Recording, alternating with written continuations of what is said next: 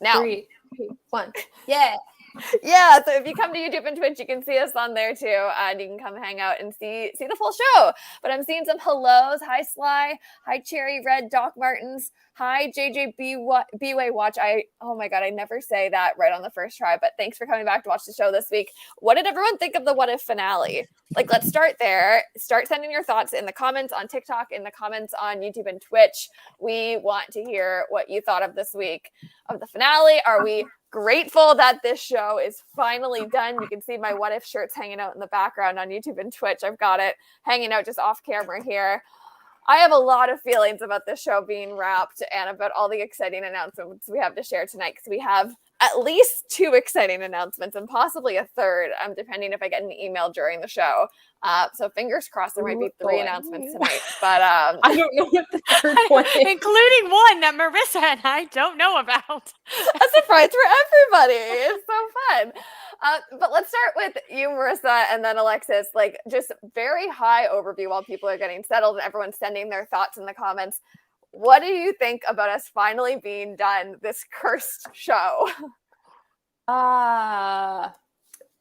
know what? I'm thankful for the memories, but I'm happy it's over. I'm grateful for the friends we made along the way. Yeah. Right? The real What If was the friends we made along the way. The real What If was the friends we made. That's beautiful. That is beautiful. I'm really grateful for that reflection. Alexis, do you agree, or are you like, I am never doing a show with you 2 again? This is the end. I totally You're agree. like Bucky. You're like Bucky. Like, I guess this is the end of the line for us, pal. No, yes. Cut my zombie heart in half. I will say I am happy that What If is over. I didn't mean that I was happy that this is over. You're never getting rid of me. I'm happy What If is over. I'm happy What If and I need a little break. Yes. We need a timeout. And I will say that for those of you who don't know, Marissa, Liz, and I have a group chat that is chaotic at the best of times. And once we sorted out in the group chat that this show being over didn't mean that like I could no longer do this, then I was fine. But there was a sad moment where we thought the show was over, and I was like, besties, season 4 of Stark Radio is around the corner, and if you think I'm going to handle this by myself, you're sadly mistaken. Neither Marissa or I were going to ask. We were just like, hoping. I think Alexis was like, how many more episodes are there? And I was like, I think there's like 3. And you were like, oh, okay. And then Liz was like, we're not done. We're not done. And I will quickly jump in, and I'm going to say, this is not the last week we're doing this show. Please do not think this is the last Friday Night Live we're doing, because next Friday we're back with the biggest show we have ever done. I am not exaggerating. There are going to be 7 creators coming on live. We'll have some of us here on TikTok. There'll be 2 different streams you can watch on TikTok. We'll have some on all of us here on YouTube and Twitch. So if you're watching on YouTube and Twitch, you'll have 7 people on your screens next week. Creators from MCU TikTok who you know and you love. We're all coming together and we're doing this absolutely insane show. And more about that at the end of tonight's episode. So if you want to know what's going on in an hour and a half, we're going to spill the beans on what's happening next week. But I do have an announcement that I'm going to make right now. So I want everyone to give me a drum roll, and I want to welcome a 4th special co-host for our Hawkeye show. So we're continuing the show for Hawkeye. We'll be back every week. You guys are like, what is happening? I do not know what she's talking about. I did not run Alexis and Marissa through the show tonight, so we are winging it straight up. It'll be a fun ride for everybody. A fun ride for everybody. We're all learning together. But we're back for Hawkeye. When Hawkeye is on, we'll be on Friday nights doing the show, or Thursday nights. We'll see what happens. But we'll be back every week doing recaps of Hawkeye and digging in and not holding back. And we are so excited to welcome Sly, who you see in the comments, always on TikTok, always on YouTube and Twitch. Sly is joining us to talk about Hawkeye. If you know anything about Clint Barton, you know that Sly is the biggest Clint Barton fan in the universe. So we're so thrilled that Sly is going to come give some commentary with us and really break down this show. We're going to talk a lot about representation. We're going to talk a lot about the ways that Marvel has failed Clint Barton and what we want to see more of from Clint moving forward. And of course, we're going to talk about all the good of that show and all the exciting things and Christmas and Rogers the Musical. maybe they're taking notes from us. Maybe they're in post being like, no, listen, we need a whole Taylor Swift spin on this ASAP. There's these people that do this show and they're only talking about Bucky singing Taylor Swift. So if we don't include that, we're going to lose our audience. We'll see. And if it happens, we'll unpack it. But we're so excited for Sly to join us. Alexis and Marissa, you're coming back for Hawkeye. Do you have any like initial predictions or things you want to throw out now about that show? For the record, the permanent record here on Stark Radio, what we're expecting when Hawkeye comes. I don't know anything about Clint Barton. Well, I know what Alexis has told me about Clint Barton in the comics. Same. So I don't know a lot about it, but I'm excited to see Kate Bishop. I'm excited to hopefully see Elena again, maybe just for a second. I miss her. I love her very deeply. And I'm excited for Echo and some new representation. Yeah, Alexis, do you want to pick up on that? I am hesitantly excited about the show. Okay. Hey. That's fair. That's very fair. You know what? Hesitantly Given excited. the trend lately, that's very That's fair. great. I will think- take it. I think they're taking on a lot of new representation, Mhm. and I am not always trusting with that. But I'm excited for new representation. So hopefully that will. We are willing to give it a chance, and we are reliably here to deconstruct it as it happens. So come back for our possibly jaded takes. I do want to just say a quick hello to some folks that are joining us here on YouTube and Twitch. JJ B-Way Watch is saying on TikTok, Haley Steinfeld joining the MCU is my fave casting. I agree. I think it's going to be fun to see what happens. And then we have Keely on YouTube asking about Hydra Cap. Are we finally getting Hydra Cap? Was my last thought. I forget what this was. I think I asked people for their thoughts on the What If finale. I think you're talking about in relation to like what you thought about the finale, right? And it is interesting. We did see Cap at the very end of this What If finale. We saw Black Widow kind of thrown into this universe, which I have some thoughts about, and I really want to hear our resident comics expert talk about Natasha in this recap. And I think the conversation about Natasha, there's a lot to unpack there. So let's like go to an easier starting point, talking about this What If finale. I think we need to go to Marissa first, and we need to start with our favorite section of the show, which is our feminist rant of the week. We have talked about how the Bechdel test is not the perfect measurement. Yes. However, take it away. Your thoughts on this week's episode? I would say we passed very, very comfortably. We passed. Oh, comfortably. I mean, Pop off. I didn't count line for line, Okay. but I think, yeah, I think so. I mean, there's the whole conversation where I call her post-apocalyptic Nat. Right. Post-apocalyptic Nat and Captain Carter Right on. are like introducing themselves to each other. Mhm. And I don't think that conversation is about men. I feel comfortable about that. Mhm. I know it's like their take on Winter Soldier, but I didn't love the conversation. Right. In the like Captain Carter introduction. I know what they were doing. Yeah. As a deep fan of Captain America the Winter Soldier, it wasn't my favorite interpretation Right. of that. And I To me, felt, I'm going to okay. interject really quick. I think it felt forced. yes, Continue. I was about to get going because Okay. Pop off. okay. Why like Speak on it. I'm with Natasha it. and Steve in Winter Soldier have this sort of like back and forth, sort of adversarial flirting, but not friendship. Mhm. And Yep. like, I don't understand why they had to elevate that to You're like right. best friends for Peggy Mm-hmm. and Natasha. Like, I don't understand why that dynamic had to change. Mhm. Why did Peggy being a woman have to change their relationship so much? And like, Mm. yes, there were some fruity glances, but I would say that was more post-apocalyptic Nat than it was like Captain Carter Nat. So that scene felt like fan service, but in a way that Yes. I didn't ask for.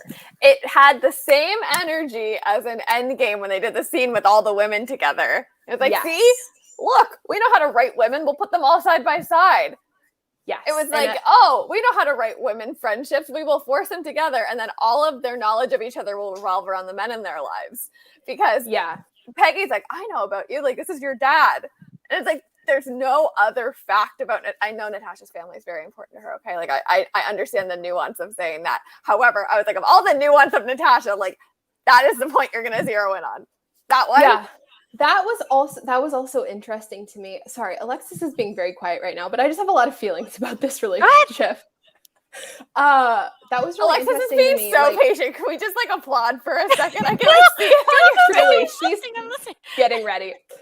The Peggy's line about you trust 3 people in the world and I'm like lucky to count myself as one of them. I was really trying to figure out who those 3 people are because I was like, it's Clint and I guess it's Peggy.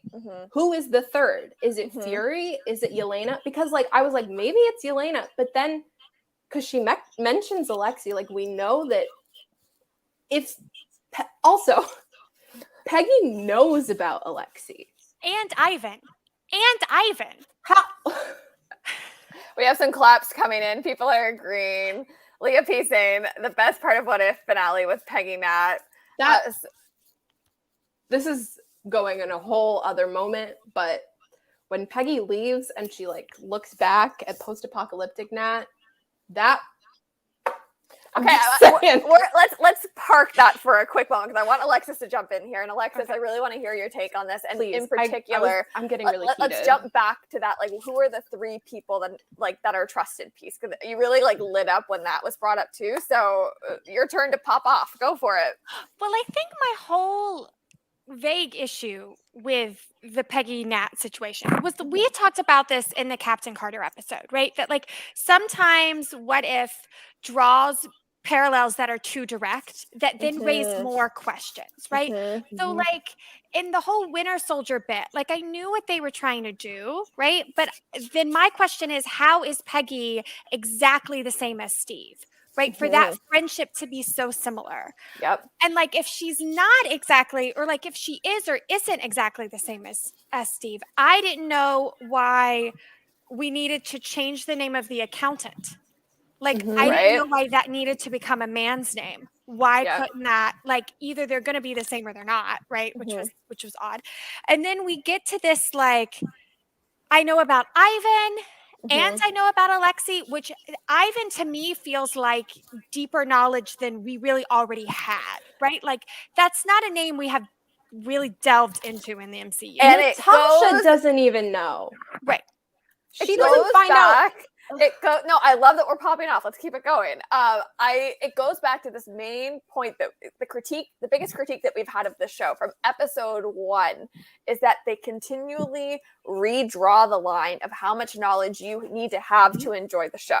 If you're watching it with the enthused lens that we do, and that probably those of you watching have, you can pick up on these nuances, or you have people around you that can be like, oh, that's a reference to that, and oh, that's a callback to this comic, and that's a callback to this moment from a movie. But if it's a child watching who has not seen all the MCU or is new to the comics, there's so much that would go over your head watching this particular episode. And because this particular episode happens to be the finale, I don't know if it does the show justice. Like that Gamora piece, I think, is another big part of that conversation. I was like, wait, hold on. They are referencing things like, oh, like this, that. And Alexis, I'd love for you to pop in on this too. Like, I felt like, particularly with the way Gamora was written this episode, I was like, you did not need to watch 8 episodes of What If in order to understand anything that happened in this finale, particularly with Gamora. Yeah. So I think to finish up with the Natasha piece, like Yes. the final thought for me on that, right, is that like Ivan is a confusing figure in the comics at like the best of times, right? Mhm. Like they just recently released the Infinity comic for Black Widow, which while everybody else got a miniseries, she got a one shot. It's fine. Which kind of like raised all of the rumors about Natasha's heritage again, right? Like Yep. it brought them up to the table, but didn't explain any of them, right? And so Yep. then to see that hinted upon in this episode too, I'm kind of wondering if they're going somewhere with that in the future, right? Especially since we kind of vaguely Yep. put Nat back into the universe, right? Like if we're trying to draw parallels there. Yep. But with Gamora, and correct me if I'm wrong, but I assumed that the Gamora Tony piece was referring to the episode that got pushed to season 2. Mhm. That Yes. is Yep. like our missing episode, right? That's how we're Yep. supposed to understand that. Yes. Mhm. But So just a yeah. quick shout out to Gamora. At least they animated her well this episode. Question mark. I'm not convinced it was the best way to animate her, but at least she looked all right. She looked She was good. great. I liked that she had Thanos's staffy thing. Yes. Because they say like in a throwaway line, like the Watcher says like conqueror of Thanos or something. And it's like that was her trophy for taking him down or something, which I thought was like fun, but also But if we had had the episode that showed Yeah. us that, I was like, wait, hold on. it's just like she just like showed up and it was like that's fine, like I know who she is, but also why is she the one that fits? Like why not We had no justification a for Captain it. Marvel from another universe that we Okay, haven't seen? I'm Or putting a Wanda big from another red universe. pause button on that because I have so many thoughts on Captain Marvel erasure in this episode. But I'd like to once again go back to Alexis since I keep cutting you off. No, okay, you're good. I didn't have anything to say. That was it. Okay, You do. You have a lot to say. You have a lot to mean, say. Speak on it. I did have a lot of questions, to your point, about why it needed to be these ones. Mhm. Like, I think like maybe 7 times in my notes. I'm just like, why? But why? Like, But why? Justify you're it. not telling me why. And this Mhm. team seems risky at the best of times. Right? Yeah. Like, not only do they not know each other, but you Yeah. have a Gamora who's a Thanos conqueror, which in the comics is kind of a reference to the time she decided to snap the universe. And then you have Killmonger, who not a hero as Yeah. far as we know, right? Because that's not the episode we got. We didn't get Yep. Killmonger becoming a hero, right? So it's like why was this the team that had to save the universe? Yeah. Yeah. I have I don't know what the word is, but I would have rathered this concept been make it a Disney Plus exclusive 1 hour special. Don't make it 9 episodes. Be like, it's exclusive to Disney Plus. You should watch it if you want to understand what's going to happen moving forward, but you don't necessarily need to. We're going to show you like 5 minutes of all of these different things that are happening. We didn't need any of these episodes to understand the finale, especially Thor being a frat boy. Like, we did not need that for a half hour of my life I'm never going to get back. So give us the best 5 minutes of each of the plots. Put more of the Watcher into it in the justification of why he picked people, if he is even his pronoun, because he's a Watcher. So I don't know if that works. And then show us more of that big conclusion that we got this week. I think that would have been a much more fulfilling approach to this storytelling than dragging us along for 9 episodes and watching it all kind of unravel in this odd finale that erased some of the characters and moments that we did get from the show. Well, No. and I think you could have totally like brought a team together and then had them like have drinks and exchange with each other where they were from. And I would still know just as much about them Yeah. as I do from their individual episodes. Right. Yeah. And like, I don't know if we think wanna get Freddie's into roommate is saying it best here on Yeah. the TikTok live comments. I suggest season 2 of What If be renamed But Why? This is the But Why after party, actually. I think you just renamed the show. Obsessed. I do want to read out some of the comments we're getting on TikTok because I'm loving it. JJ B-Way Watch. I'm just gonna call you JJ moving forward if you're all right with me dropping the B-Way Watch, so I don't keep tripping up. The people that Nat trusts is such an interesting idea that I wish was fully explored, especially in relationship to being a spy that changed sides and taken advantage of. Thoughts on that? Well, and I think it's tricky because we don't actually, like, this isn't our Nat. Yeah. So it's like, it's not, and that was the other thing to me, right? This isn't our Nat, but this is a Nat who's apparently had the same experiences as Peggy Carter or Captain Carter's Nat, right? Which are still different experiences from our Nat, who seem to have less information about her family, right? So like, that was interesting to me too, because I'm like, if you're dropping a line about 3 people that you trust, we actually cannot know the answer to that because we don't know this Nat. So like, for all we know, it could be like Captain Marvel. Like, we have no idea. Like, she seems to know much more about her family than our Nat does, because apparently she's the same as Peggy's Nat. I would like to pause for a mini game, and I'm going to ask everybody watching. Everybody watching needs to also play along. So send in your comments as I give you this prompt, and we'll give you time to, and I will be reading them out loud. So think about it and send in your response. Okay. We don't know who Nat's 3 trusted people are. So who would be the most outrageous 3 trusted people? So let's say 2, because we know that Peggy's one of them. So who could the most outlandish and odd other 2 choices be for who Nat trusts in this timeline where Peggy knows her? Peter Quill.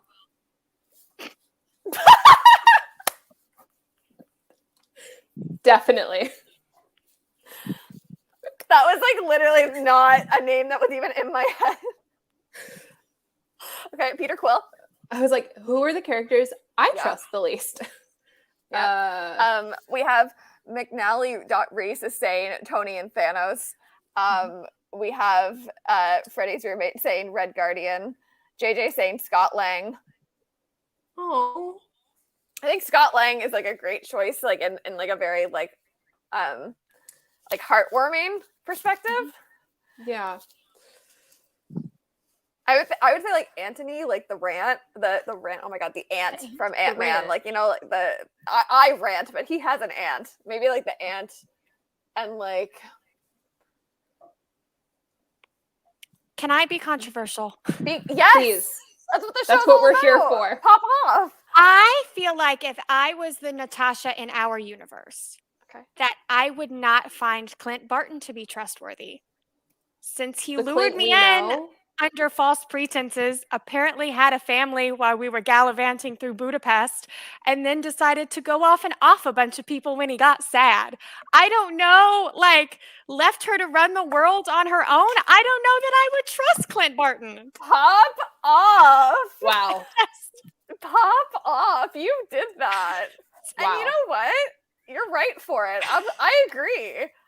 Yeah. Hold on. He's gonna have a lot of explaining to do. I'm gonna mute myself for a second. I have to answer a text message. It's about school. Yeah, go for it. We'll keep reading out the comments. So Claw135 on YouTube is saying Thanos and Dreykov. I never know if I say that right. For who Natasha could trust. I agree. And I want to shout out your High School Musical, the series picture. Tonight is the Olivia Rodrigo themed Rogers the Musical party. So in about a half hour, we're going to switch gears and talk about Rogers the Musical and the Sour album. So stay tuned for that. I do want to read out more of what we're getting here on TikTok Live. I thought Nat knew about the family. He named his kid after her. Okay, but here's the thing, okay?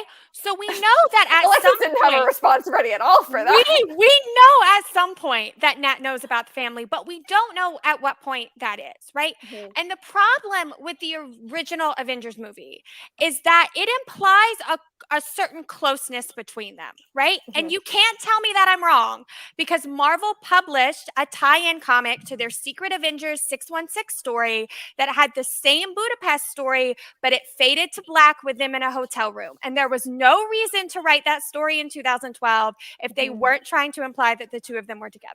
So either he was married then and she knew about the family and came to S.H.I.E.L.D. and knew, and like everything was fine and she still chose to like sleep with him, or she didn't know, in which case he is not trustworthy. I wish I had like a sound effect I could play for when I've had Alexis like 9 makes years. a point. I've had 9 years to dwell on this. Do you know the Harry Potter meme that's like, it's been 12 years in Azkaban? That's Alexis right now. I've been waiting to make that point for 9 years. I do want to talk about, actually, Marissa, before we move on, do you have anything you want to add? You're still muted. No, you guys are doing great. I'm still writing a text message. Keep going. If I cannot talk about Captain Marvel for one more goddamn minute, I'm going to lose my mind. So we have to switch gears. This is if I had like a button on the wall, I would hit it a million times of like moment of the series. Y'all, if you've been watching this show, you know every week there is something I get mad about. Every week there is something to say, like, how did they totally miss this? Like, there has been a lot of blunders. But how on earth did the Watcher not pull Captain Marvel? I know. I'm back. Sorry. I thought I was on Do Not Disturb, but it's a school project. It's so okay. It's okay. Don't worry. I'm here now. You're all good. How? To me, there is no excuse. I don't want to, if anyone tries to comment and rationalize it, like, stop typing now. I do not want to know. I do want to know. Please send in your comments. I'm being very genuine, but I don't want to hear it. How could they justify Killmonger over Captain Marvel? Yeah. Captain Marvel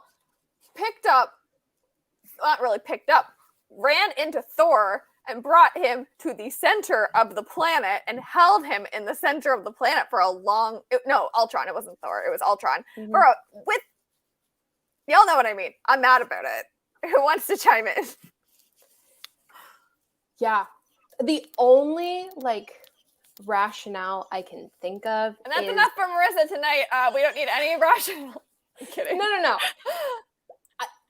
This is not my rationale, but I think the only explanation that could be given is the fact that she got ended in the last episode. But there are so many universes I know. It doesn't make sense. No, there are literally infinite possibilities. So there are infinite Carol Danvers. Yeah. And one of them gets yeeted, and so she's over. Let's bring this to a larger gripe I have about this. In a world of infinite, let's emphasize infinite amount and volume of people to pick from. Let's just hypothetically say the Watcher could have picked 20 Tony Starks, right? But obviously that was not going to solve anything. So you have an infinite amount of diversity to pick from, and your choices still include a male-dominated lineup with very little diversity all around. And a white-dominated lineup. And to use a word that I'm going to steal from Danielle Silverstone, so that TikTok does not ban us, a literal Yahtzee. Literal Yahtzee.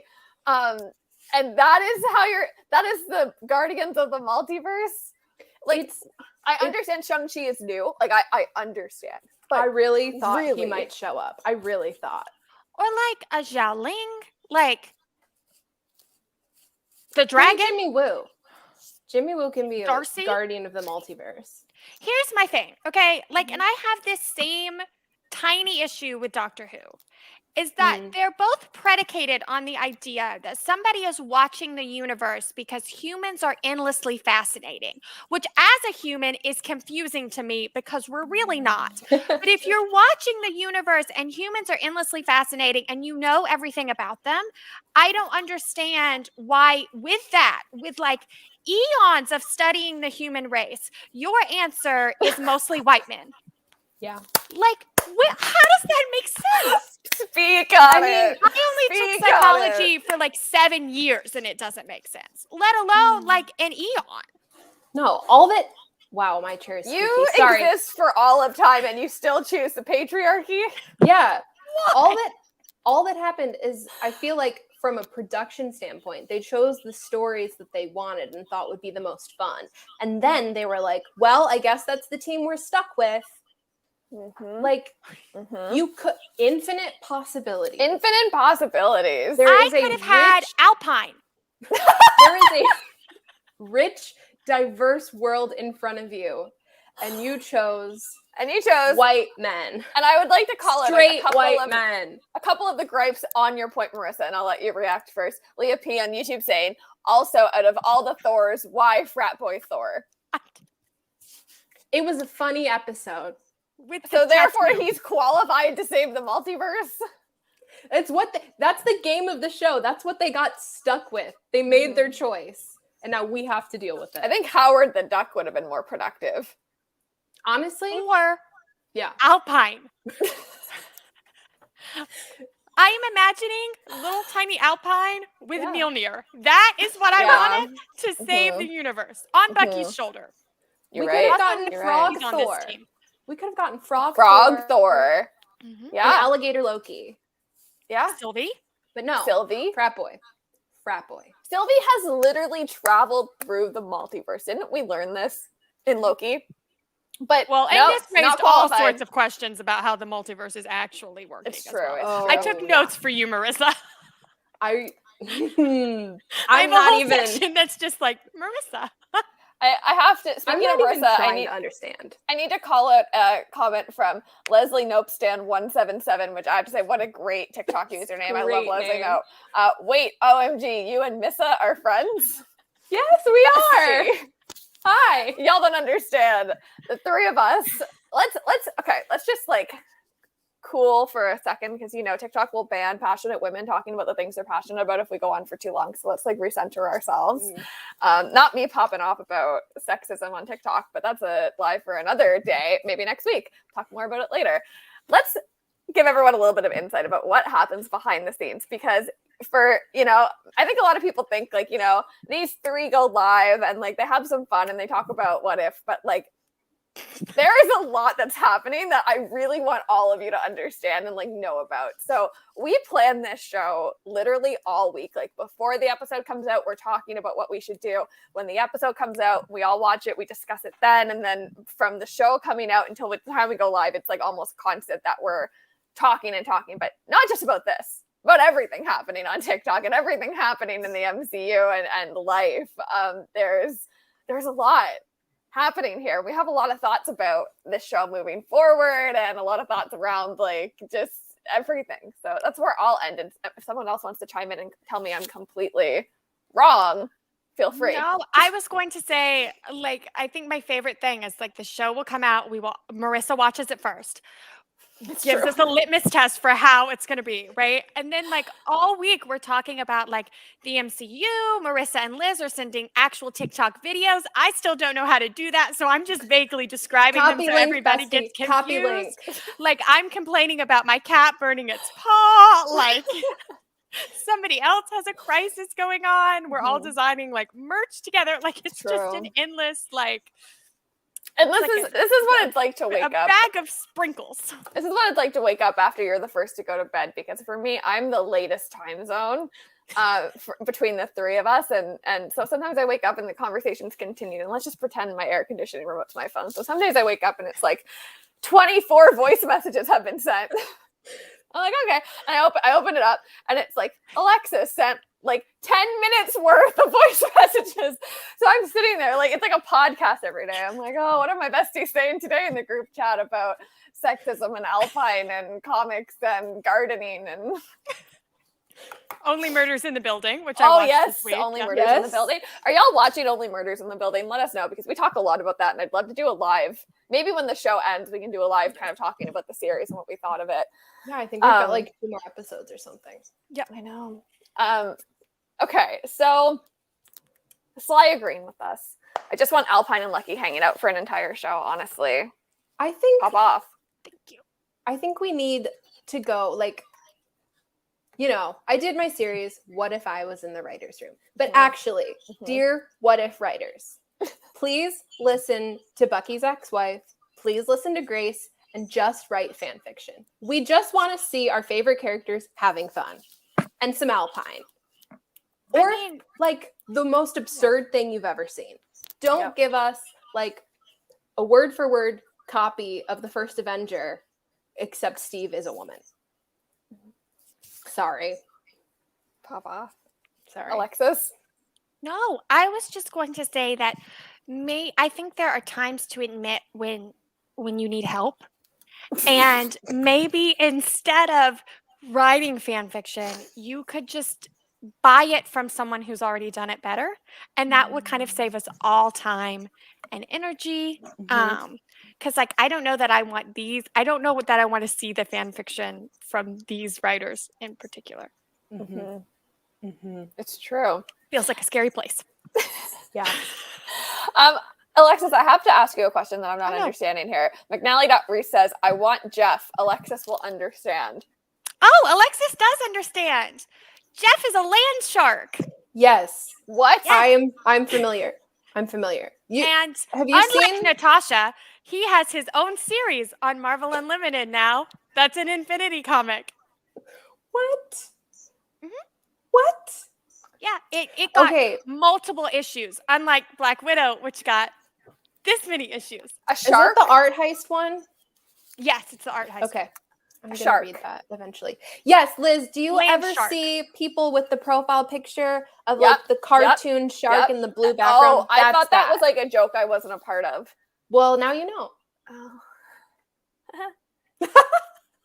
Jeff would have been better than Party Thor Absolutely. or Killmonger. Yeah. That Honestly. mm, JJ says not to bring in DC, but that's kind of what I love about the Bat Fam comic and live action. Anyone from I stay away from the DC fandom. Anyone can speak to that here, or shall we just agree with JJ? The Bat Fam comic stuff has gotten very fanfiction-y. Oh. I think is the Pop on. point. It's gotten very Okay. like fun Yeah. and not not as serious as some of the other Batman runs have been. I'm assuming that's what they meant. Right on. If I'm wrong, let me know. So let's talk about the elephant in the room. For me, this episode, of which there are many, I'm I trying have to guess some- which some one it is. serious. I have one, I but I love- don't know. I what's love it. building suspense here because Alexis and Marissa are always like, I don't know where she's going next. What is happening? There's a lot to unpack. Like a quick run through of points we could focus on that a lot of other TikTokers have made videos about would be Wanda, when Wanda comes in and Wanda realizes that it's Vision, but people have really dug into this, so we will acknowledge and move on from that point. We could spend a lot of time dissecting the drink choices of this team and when Doctor Strange makes everyone's perfect Yes. drink. And perhaps we will revisit based on the excitement to talk about that point. We could talk about Thor screaming and how like we got a great I meme love from that that. moment. We could talk about Natasha on the bike and how that was kind of a cool, like badass But her moment. form was terrible. Continue. Her form was terrible. Form was bad. I was I stressed. would like to discuss, and this has been brought up already in the TikTok comments, and I would like to revisit. So if you've made your point, please restate it so we can discuss. And it was kind of alluded to at the beginning of the episode. The Peggy, Natasha queer baiting that seemed to occur. A nerd. Yeah. Pop off. Would you like to start, Alexis? No, I think Marissa can start. Marissa looks eager to start. Marissa, are you eager to start this conversation? Okay. Dear Roman Odgers shippers, Oh no. An open I- letter. You're about to hurt my feelings. I love can you. Feel it. I believe in you. But I personally think Captain America Winter Soldier is just a friendship. And so I was really like encouraged that they were like really Right. hammering home Yes. these I got you. we're best friends, we're BFFs in that scene. And I was like, okay, this is like if we're going for the like Peggy is Steve copy, which has been the sort of Captain Carter theme, Right. then we're like reinforcing that that relationship was completely platonic. Right. But then as the episode progressed, Mm-hmm. we went in a very different direction. Mm-hmm. There were some lingering glances, Mm-hmm. some like I just Yeah, go for Are it. the- Just are say what's the- on your mind. Pop off. I feel like the writers like justification or like the way they were looking at their relationship was like, oh, they're two women, so they implicitly trust each other. Like, Oh, that's what happens that's a when hot women take. meet each other, and they're best friends immediately, and like they have this shared life experience as female superheroes. Like when we get post-apocalyptic Nat and Captain Carter meeting, right. but that's not how it read to me. Mhm. As a letters of the alphabet person, there was too much there for it to be. Mhm. We're just besties. It's Best just friends, close roommates. friends, roommates, gal pals. I also Carol think, and Maria. I'm done. yeah, It's one of my favorite videos that you've ever made, though, is when you did the thing with Disney and you were like, Happy Pride Month to purely platonic gal pals. It's my favorite video that you've ever done. Pinned on my profile right now. You can go watch it. Pinned love, at the top. love. I was feeling really aggressive during Pride Month. As you should. As you should. It's my month. It's your month. It is your month. I would also like to add to the discussion, and I raise this as a conversation point. So if you have thoughts, please contribute.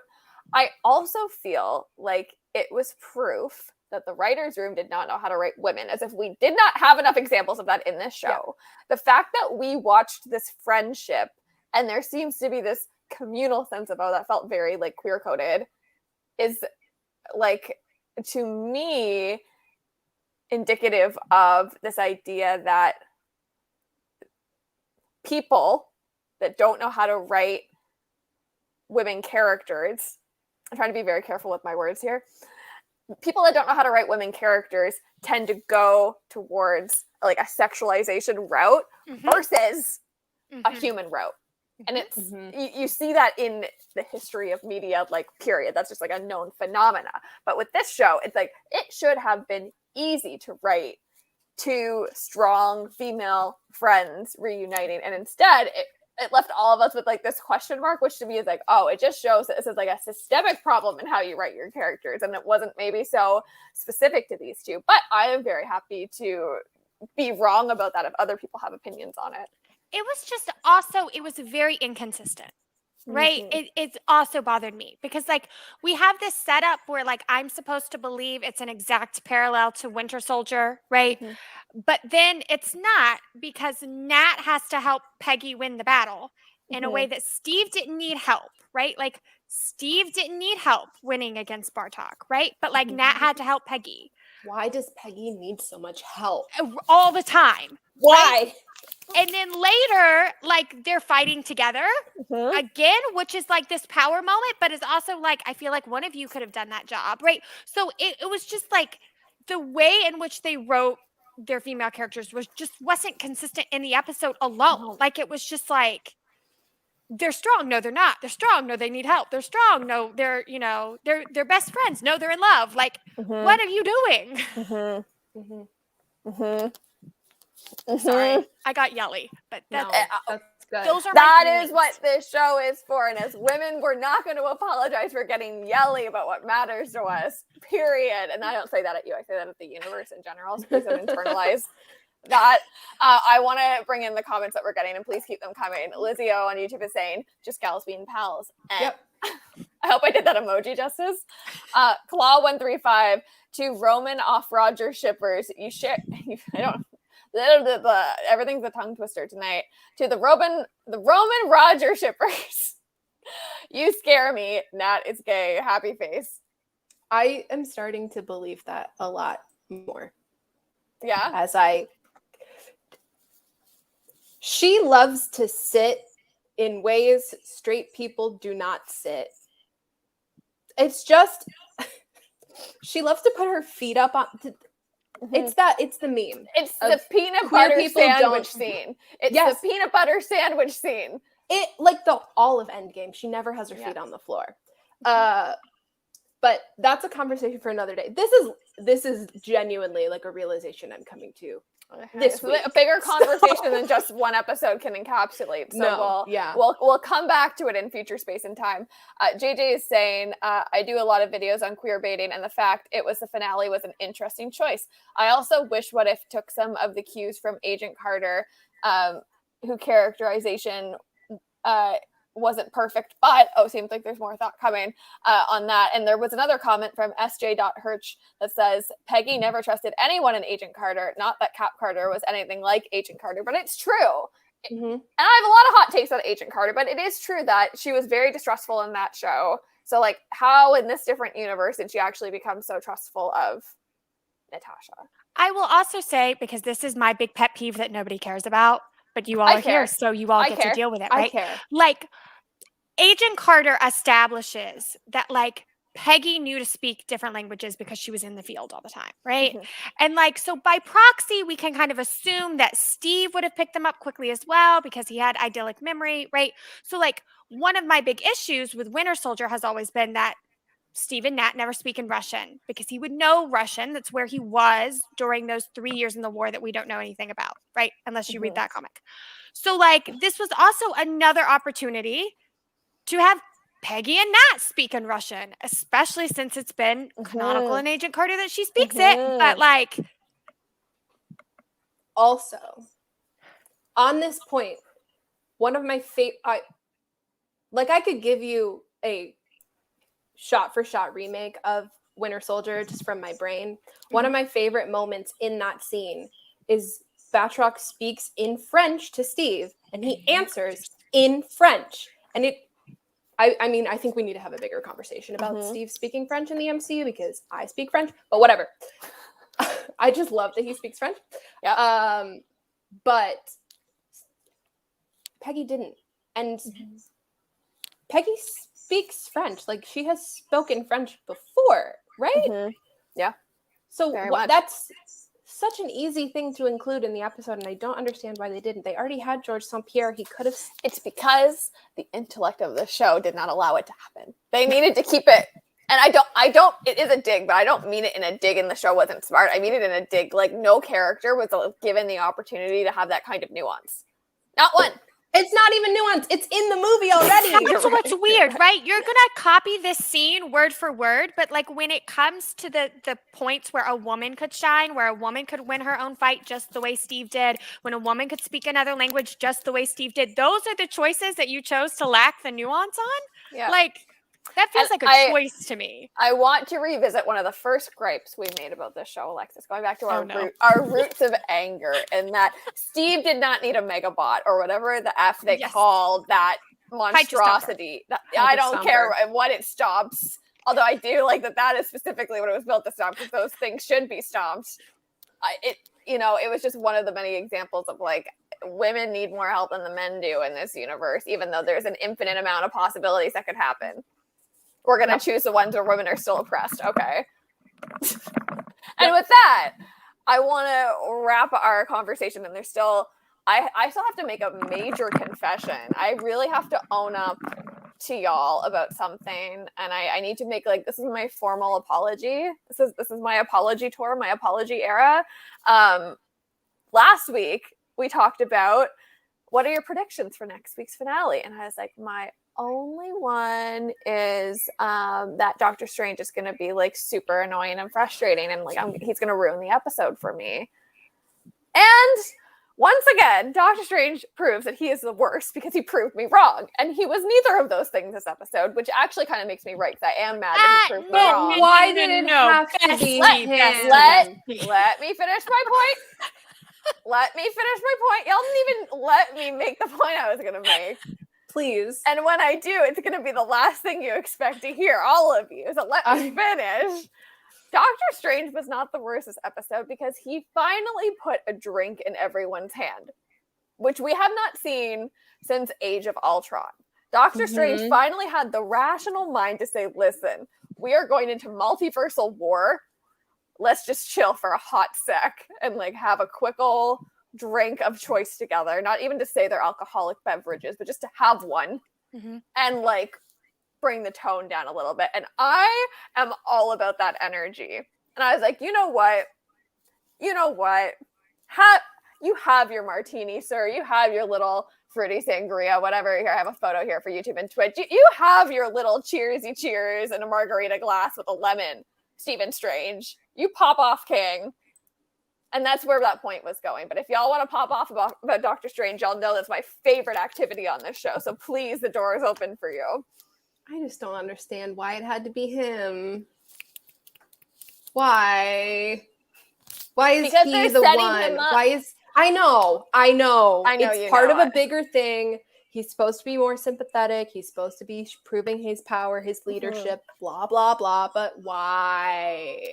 Because by putting him in that position, you further validate the refrigeration of Christine. That's what ticks me off. Like, if he becomes the hero, like, Yeah. you further Especially- validate the fact that we had her like 24 times in an episode. Yeah, especially that version of Doctor Yes. Strange. Yes, thank you.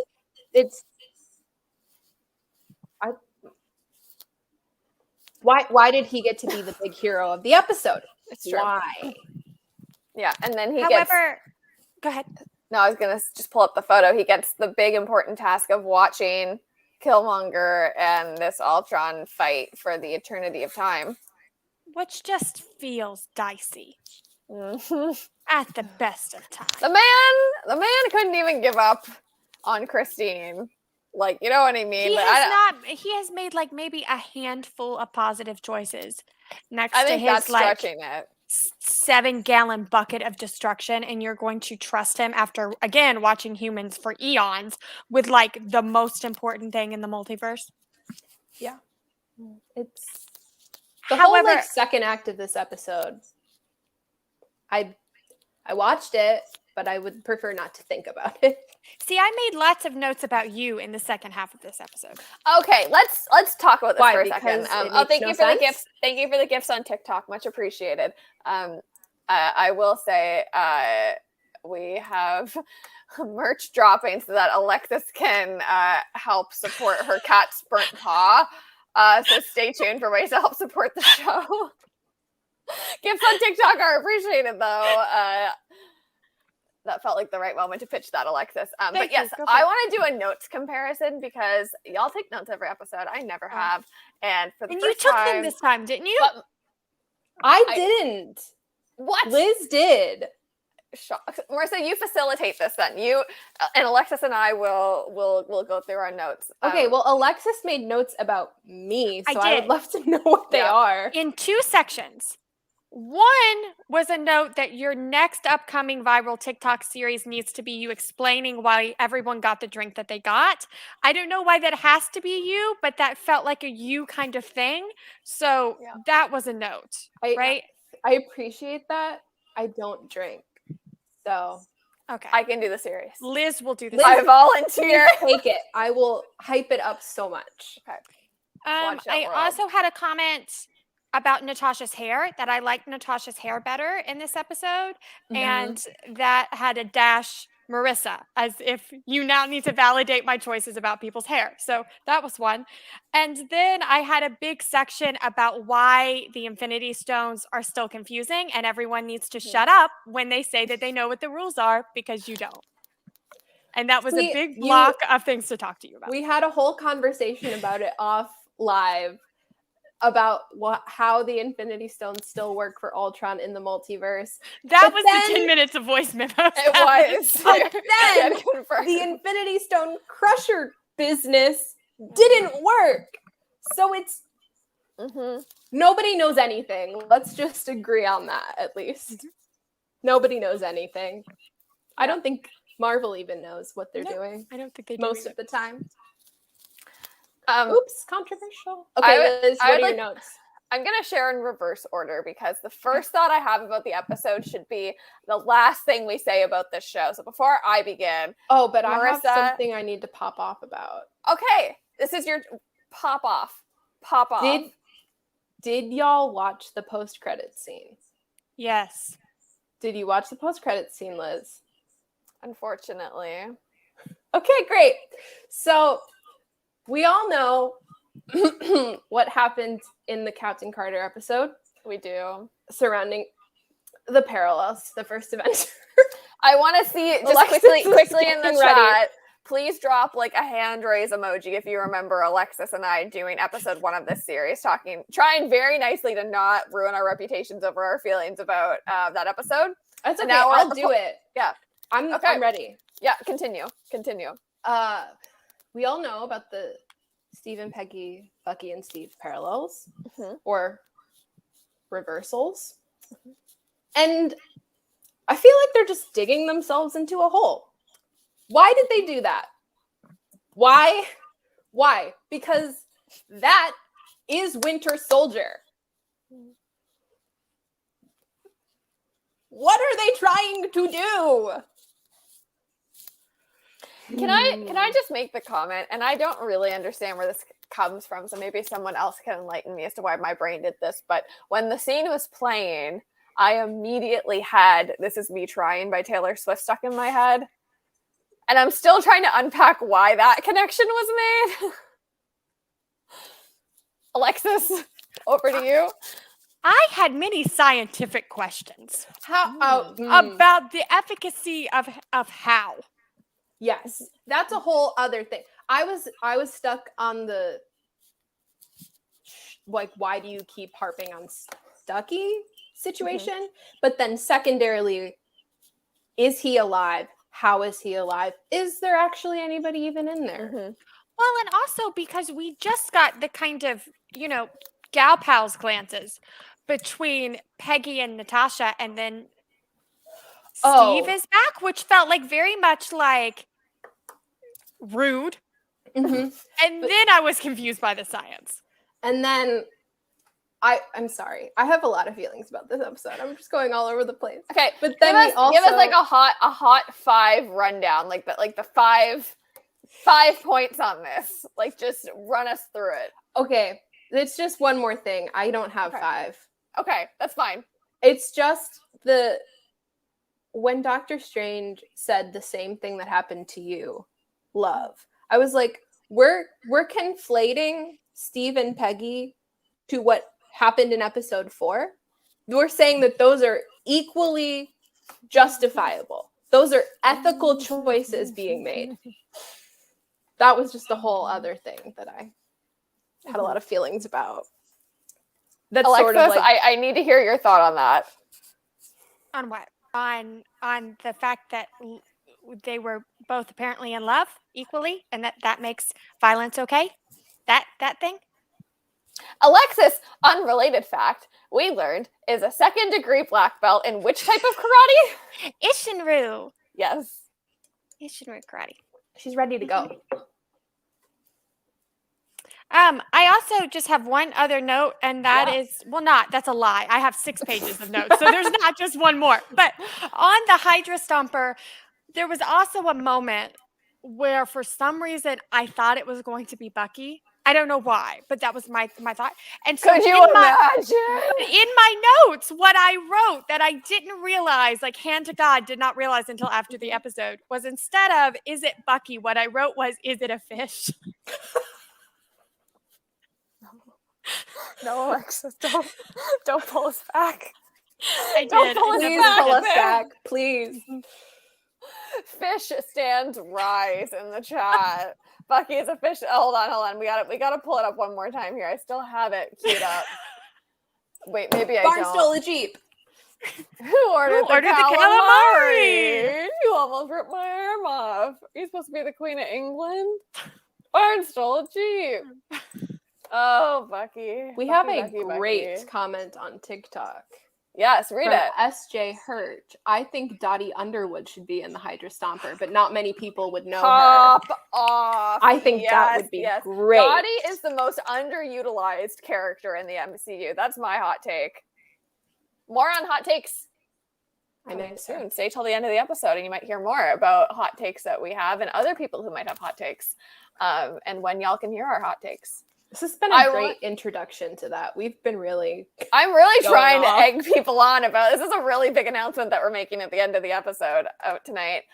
We need to transition into, we do a lot of serious conversations on this show, and perhaps of interesting comparison, we have equally spent time talking about plumbing throughout this series, and specifically logistics of showers and sinks. And Sly is very in very good faith is asking on YouTube, can we have a plumbing corner about the bar? I have so many questions. Are the faucets functional? are the bathrooms. And I had thoughts on this, so I am so glad that y'all brought it up. Liz's thoughts on plumbing this episode can be summarized as the Watcher made a bar in the middle of the multiverse and did not include running water. Yeah. He also decided white men could save the universe. I just wanted you to know this is me trying. I'm just saying, our level of critical thinking. It's just Yeah. makes me sad I bought the $9 shirt. I really thought we were going to have. And you know what's really interesting now that I'm looking at this shirt? Let's just talk about who's on this. We have the Watcher. I hope everyone can see this. Hold on, I'm trying to make sure the TikTok audience can see this. Make too. your I make apologize. your Oh, person look, big. Look Make how you big. smart you are. Okay, look at this. Make your person big. Hold on, I'm just gonna move this for the TikTok folks real quick. Okay, I'm gonna do my best to walk y'all through this.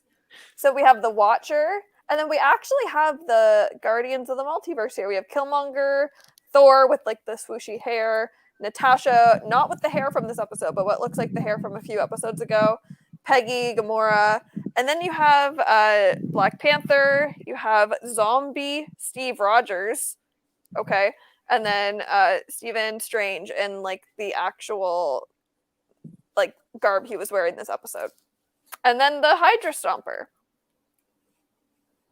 An interesting choice. I Did you feel get like that it's before the also show? interesting to have a kind of implied that a Yahtzee saved the universe and then bring the Hydra Stomper back, right? Yeah. Like those feel like indecisive vibes. Yeah, absolutely. I Yep. agree. I like your shirt. I feel like I would have rather donated $9 to like an anti-Semitism like organization than to have bought that shirt. But you know what? I'll just do that anyway. And that's how that will go down. I would like to run through my notes for this episode. I tried to take some notes. I was trying to, honestly, when I sat down, I was like, Alexis makes very like nuanced notes, like in terms of like, oh, this and this might connect, or oh, I really want to talk about this. I think I should really try and like highlight points that I want to return to and be like intellectual about this. And instead, this is what I wrote. Pop off Peggy. He ate it. Remember when Stephen Strange like swallowed the yeah, so he ate it all in capital letters. It's giving Harry Potter when they were like going at it when Killmonger and Ultron were going at it for the stone. Doctor Strange cannot give a speech at my wedding. I have, how was Captain Marvel not picked for this? And Wanda, followed by Wanda, all in capital letters. I said, can Peggy have one moment of character development without Steve? The perfect team is still not diverse or gender balanced. Thor saying I was going to shower and wash my hair is literally me, and then screaming. Like, I felt very seen in that moment. I didn't feel like the Bechdel test passed based on like the initial conversations because they were still talking about their interest in men and talking about the men around them as opposed to like literally anything else like saving the universe. And then the very first note I made about this episode, which I think really summarizes this entire show, this entire season of Shark Radio, is I am done pondering this question. That is perfect. I'm done pondering these questions with this show. Is there anything else we want to say before we move on to part 2 of this amazing episode, which I'm so excited to get to? Alexis, some final thoughts from you? No final thoughts for me. That's a lie. I liked most people's hair, and I thought the costumes were pretty cool. Also, Natasha did like a thigh choke into a double arm bar. That was pretty nifty. Yep. So we end on a positive note. Yep. Marissa? Yeah. I'm happy that it's over. Yep. Yeah. Happy it's over. Yeah. I'm like I said at the beginning, thankful for the memories, but ready to be done. I hope that we, and by we, I mean Marvel, has learned a lot from this and will do better in season 2. And my expectations are that that may not happen. But if they would like to, consult, come to Stark Radio and we will all tell you what you can do better in season 2. I think that there's a lot of room for improvement, from everything like how you animate a woman's body in this show to how you write all of your characters. And in a world of infinite possibilities, you don't pick choices that inform the patriarchy. Yay, we're done. And close book. And close book. Alexis's hair is up. We are ready for part 2 of the show. And you know what? Like, I think I'm going to just drop the big announcement now. I think like this is the time to do it. Do y'all want the big announcement? Do y'all want to know what's happening? Because we have a show next week and I want everyone to come to it. It's going to be, if you like the spicy takes, if you like hearing us pop off, we literally sat down and said, let's make a show where we can just pop off for 2 hours. And let's do it with some cool folks from across TikTok. So next Friday night at 8 p.m. Eastern time. So same time, same place, TikTok Live, YouTube, Twitch. We're doing a show, MCU Hot Takes Party, with some friends. The 3 of us will be back, Alexis, Marissa, and I, and we're going to be joined by Amanda Just Vibin, Bucky's ex-wife, Danielle Silverstone, and Victoria Organa. Follow them all. If you're watching on YouTube and Twitch, their ats are on your screen. If you're watching on TikTok, I'm going to post a video tomorrow with all of the apps so you can find everyone. But next Friday night, everyone's creating a PowerPoint. It's like a PowerPoint party with their hottest and their spiciest MCU takes that they maybe wouldn't normally, post a video about, or maybe they kind of are like, you know what, like I'll keep my hot opinion to myself. Not next week. We are all popping off. I think I know what I'm talking about. If it's gonna give the energy of, that moment in the Spider-Man press tour when Tom and Ned, oh my god, I can't speak. But the Watch Mojo moment, and I'm like, oh my god, yes. Watch Mojo.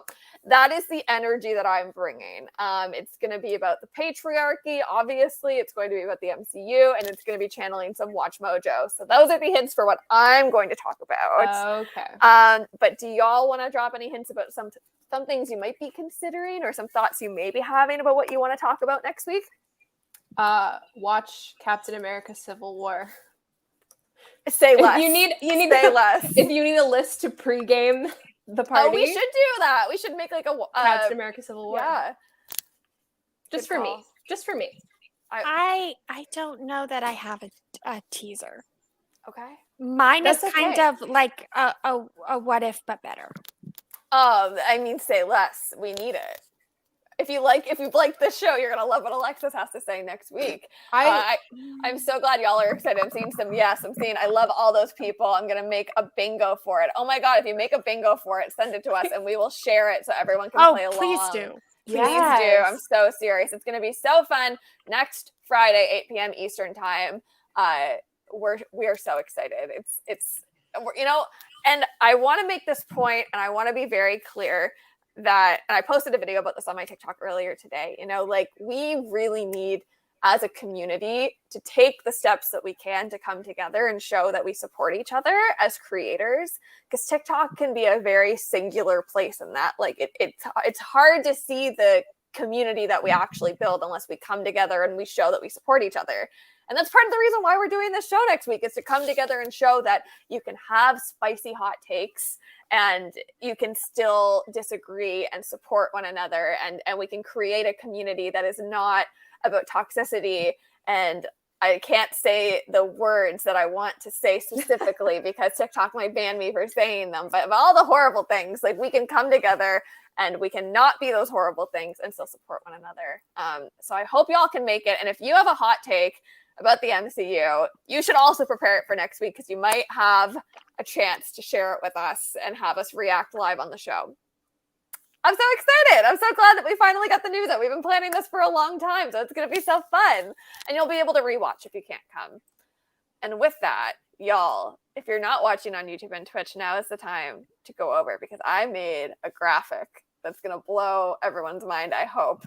We are entering phase 2 of the show. Talking about Rogers the musical. Okay, first of all, let's back way up and do a recap. Marissa, would you like to give a recap of what we have done so far? Because really, Marissa has joined the show, and now we have this entire section of musical-based commentary in credit to you. So walk everyone through kind of what we've done so far in this capacity. Okay. Since I've joined the show, we have cast Rogers the Musical. I spit my water everywhere the way you said that. I'm really glad we got that on live and recorded for forever. That was really good. Okay, continue. Since I invited myself on the show, we have cast Rogers the Musical with both professional actors and maybe less successful cast members, such as Party City Thor and Inflatable Hulk. It's true. We have built Rogers the Musical using only Taylor Swift songs, Taylor Swift discography. Mm-hmm. And then we built Rogers the Musical if it was Six the Musical, and all of the characters closest to him just roasted him. That was last week. You can go back and watch all of these. They live in perpetuity on the internet. They're on YouTube, everyone. They are going to live forever, and probably on Twitch too if you can rewatch on Twitch. So, how are we feeling heading into this week? I'm not going to say what we're doing yet, but we've really come a long way with this show. We've really dug into how we want Steve Rogers to suffer for his choices, even though we love him. We love Steve Rogers, okay? We are not we are not anti-Steve Rogers. We are just anti some choices. And which are worth exploring via musical. No, nothing better for a musical format than like some spicy ending drama, and that's what Steve Rogers has given us. So with that, I am so pleased to share this fun graphic I made for our theme this week, which is Rogers, the Sour musical, which is combating Olivia Rodrigo and Steve Rogers in battle together in this musical format where we're going to talk about all of the songs off of the Sour album and relate them to the story of Steve Rogers' life. Would Steve sing this song? Would somebody else sing this song? What would the context of it be? We're going to kind of talk about it all in this next hour. And I know y'all are excited. I want to read out some of the comments we're getting. JJ saying, this musical section is my jam. Shout out Warlock says, we are just anti-Tony Stark. JJ saying Sour's very Civil War to me, and I know we had some comments on YouTube too. Is All I Want High School Musical, the musical, the series included in this roundup? Maybe it should be. I thought about it. I thought about that, and I thought about the Rose song. So maybe we can talk about that once we go through the album. Okay, we'll save that for like the ending pieces, perhaps, if we have time. I feel like sure this is we gonna will have time. Okay. I don't know why. Hold on here. Let me get my Zoom game going strong. Oh yeah, that's a little bit better. Y'all see how I put Steve and Olivia in the corners? I work hard on my graphics for y'all. I hope you enjoy them. They're not perfect, but they're we have fun. We have fun here. I almost put in a photo of Chris Evans from Knives Out instead because the energy matched a little bit better. Then I was like, no. The sweater. I wanted the cardigan vibe happening. Yeah. If you're not watching on YouTube and Twitch, now I'm choking on my water from when Marissa caught me off guard. I'm sorry, bestie. No, it was so good. It was so funny. If you're not watching on YouTube and Twitch, we do have like a graphic where we're writing out everything that we're talking about. So if it's not making sense on TikTok, come join us over there, and you'll be able to see exactly what it is that we're up to over here. I'm gonna get my keyboard out. Some keyboard ASMR about to go down here as we type out these choices. But Marissa, I know, and Alexa, I don't know if you had a chance to, but you do have the vinyl behind you, Alexis, on the wall. So you are, Olivia stands in the chat. We rise for the Sour album. But I know Marissa and I, in particular, were listening to this album in preparation for this episode. Did you as well, Alexis, I'm sure? I mean, I was listening to a couple things before we went on air, but this album was one of them. This album was one of them, yes. Right. Marissa, when you were listening to this album, what stuck out to you about the lyrics, the tone, about the energy of this album and in relation to Steve Rogers' life? Okay. Well, we talked about this a little bit, but I feel like we're not going to be able to like make a full narrative story just using these songs. I feel like we can just sort of copy and paste moments from Steve's life that fit best with these songs, because I love Miss Olivia, but she made a breakup album, and there's a lot of sad songs. So there's a lot of sad moments in the MCU. There are a lot of sad moments in the MCU, but I feel like we might not get we might not get the Battle of New York. We might not get, I don't know, what is the happy Steve Rogers moment? I don't think that exists, but I don't know. So I think when thinking about Sour and Steve Rogers, we need to think about how the songs fit his life, not how his life fits the songs. I conceptualized it like a series of vignettes, which I actually feel like would be a really interesting musical idea for someone like Steve Rogers, who has so much story that like the public like may not know or may not be familiar with, right? Yeah. And like Sour kind of gives us an opportunity, like Six did, to kind of introduce some like conjecture and some like assumptions about his character that you can do in little vignette forms in a way that like I'm not sure you could do. You are so smart. Can we just like take a moment? I That was just such a bounced smart off Marissa. thought. Marissa said smart, articulate musical stuff, and then I was like, yes, that. I don't think that's true. I made it very clear when planning this episode that I'm only going to be talking about Bucky. So I hope you guys thought about other characters. Yes. Okay. Let's like lay down this line right now. And I want everyone, if you're watching, to get ready in the comments, because for every single song, this is how we're going to approach it. As we do every week, I'm going to restart this thought to make it explicitly clear. We felt like we've been doing I felt like we've been doing a disservice to this show by trying to not make it all about Bucky. Right? Because that's what it ends up becoming. So instead of like conflicting, we've decided for every single song, we will talk about it in terms of Bucky Barnes, and then there will be an everyone else category. So get ready. Look at the songs on the screen. Brutal, Traitor, Driver's License, One Step Forward, Three Steps Back, Deja Vu, Good for You, Enough for You, Happier, Jealousy, Favorite Crime, and Hope You're Okay. Think about it in terms of Bucky Barnes. Think about it in terms of everywhere else.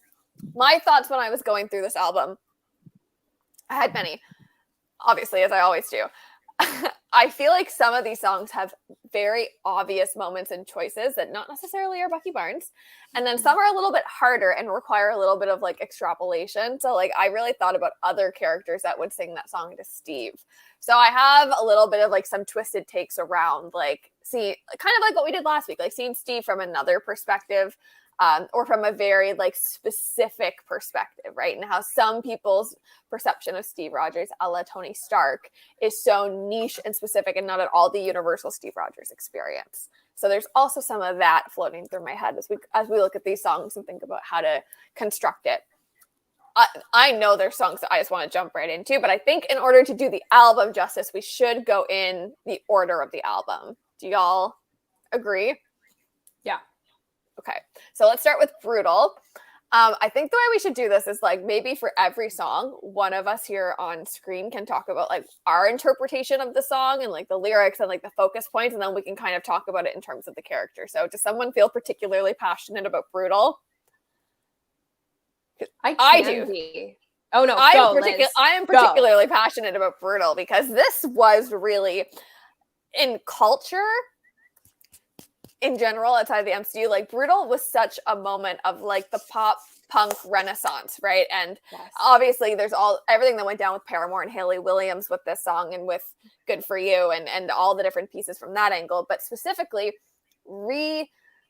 positioning punk into the mainstream discourse, which we haven't had in like quite a few years. And I'm very passionate about that angle in general, because that was a really interesting moment in pop culture. And to have Olivia kind of start her first album with a nod to that is very interesting on many levels. But in terms of a musical and in terms of the message of Brutal, it's angry.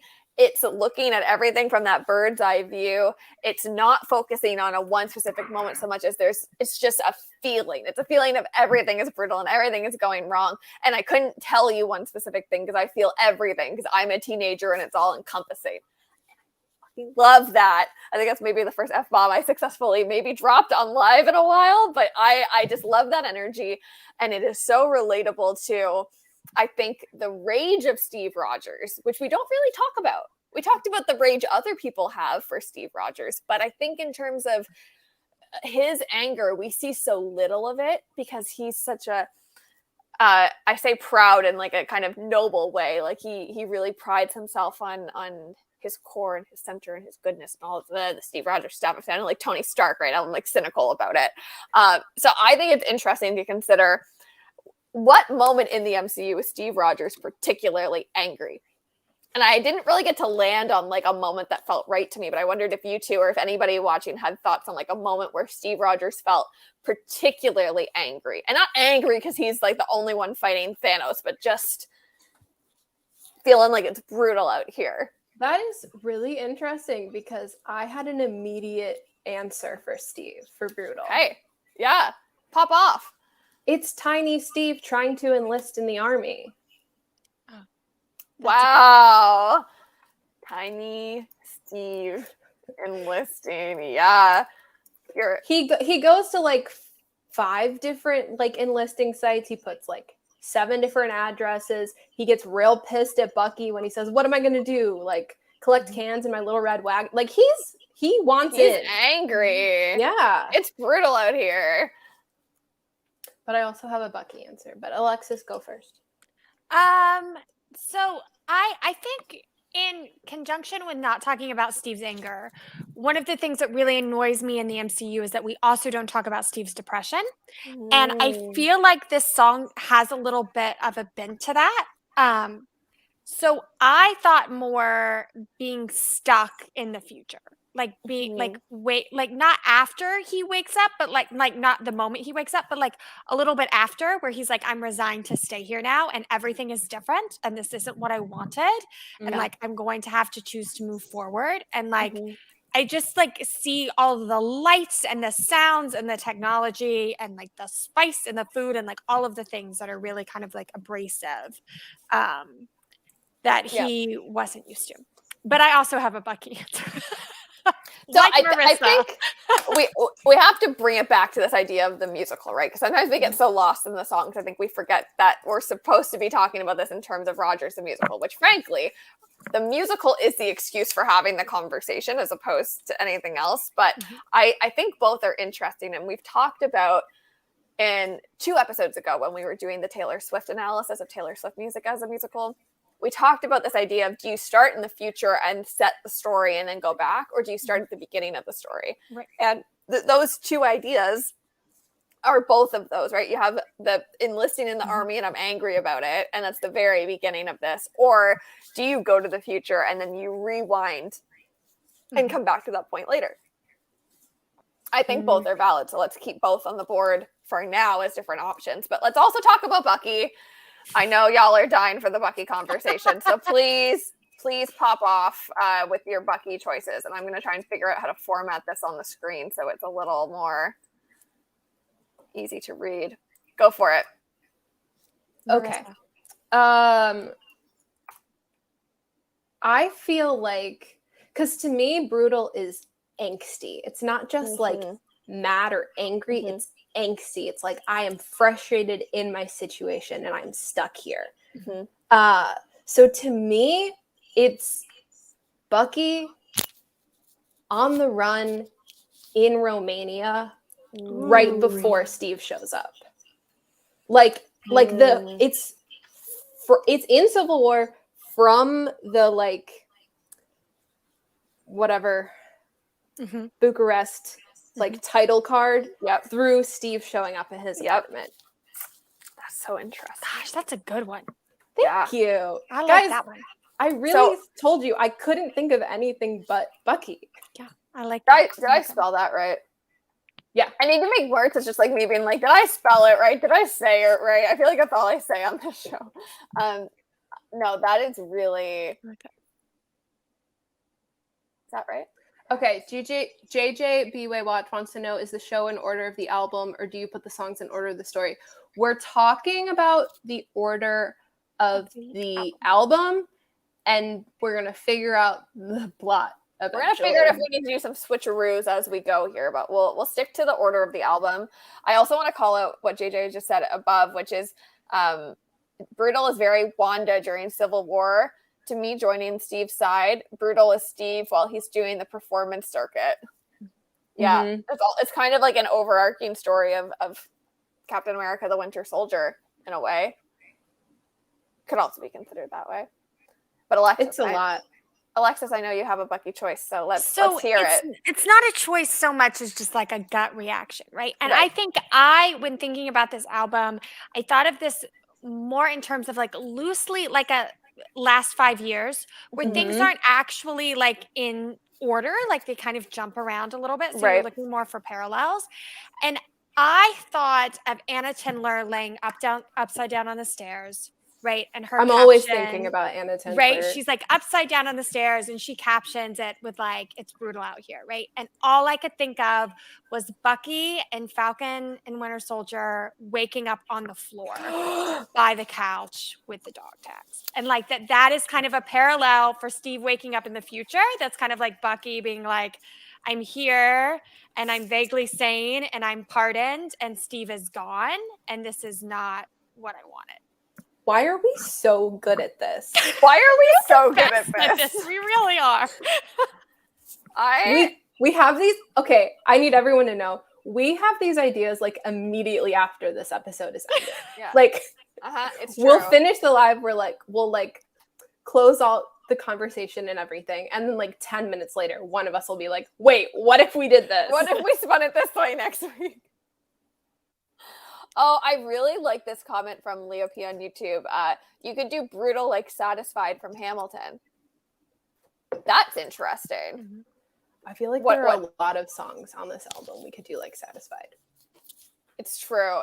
And I think I have a choice here. If we're comfortable moving on to Traitor, and I know I want to talk about Traitor as a song a lot in general, but I do think there's some Satisfied energy that could go into that. For me specifically. But does anyone feel particularly passionate about Traitor and wants to pop off about it? I love Traitor. Go for it. Marissa. Now I'm trying to think about what happens in Traitor. It's like this quiet anger and this like, you betrayed me. It's like you crossed me and you're gone and I can't get you back. But it's also sort of like resigned to it at the same time. It's like, I can't believe you did that. That was terrible. And now I have to live with it. And you get to like go on with your life. Alexis, do you have anything you want to add? No, because I'm with somebody that just commented. So like my thing with Traitor, right, is that I don't know. This is one of in my top 3 favorite songs on this album, right? And I think what I love about it is that it reminds me of like all the times that like I've been in a relationship with someone and they hurt me, right? But they didn't hurt me in such a way that like everyone was unilaterally on my side, right? Because they didn't cheat. They just like betrayed my trust, right? And there's a lot of like wiggle room there, I think, with people. So I always think about a combination of like Bucky seeing Steve and Peggy in the bar in the 40s and then Bucky seeing Steve leave for the past, right? Because a lot of people saw that and said, well, it's Steve's right to be selfish. It's Steve's right to get to go back to Peggy. Like there shouldn't be anything wrong with like him choosing. Like I have this argument daily, right? And like that to me fits the tone of that, of Bucky being like, well, he didn't cheat, but like he still betrayed everything that I thought we were. So like he's still a traitor in that. And I want to pick up on that because I think a lot of people are agreeing with you here. Claw135, Traitor easily would be a Bucky solo, but Steve leaving for the past. And there's some thoughts coming in on TikTok too. Traitor is 100% Bucky, both in the 40s and after Endgame.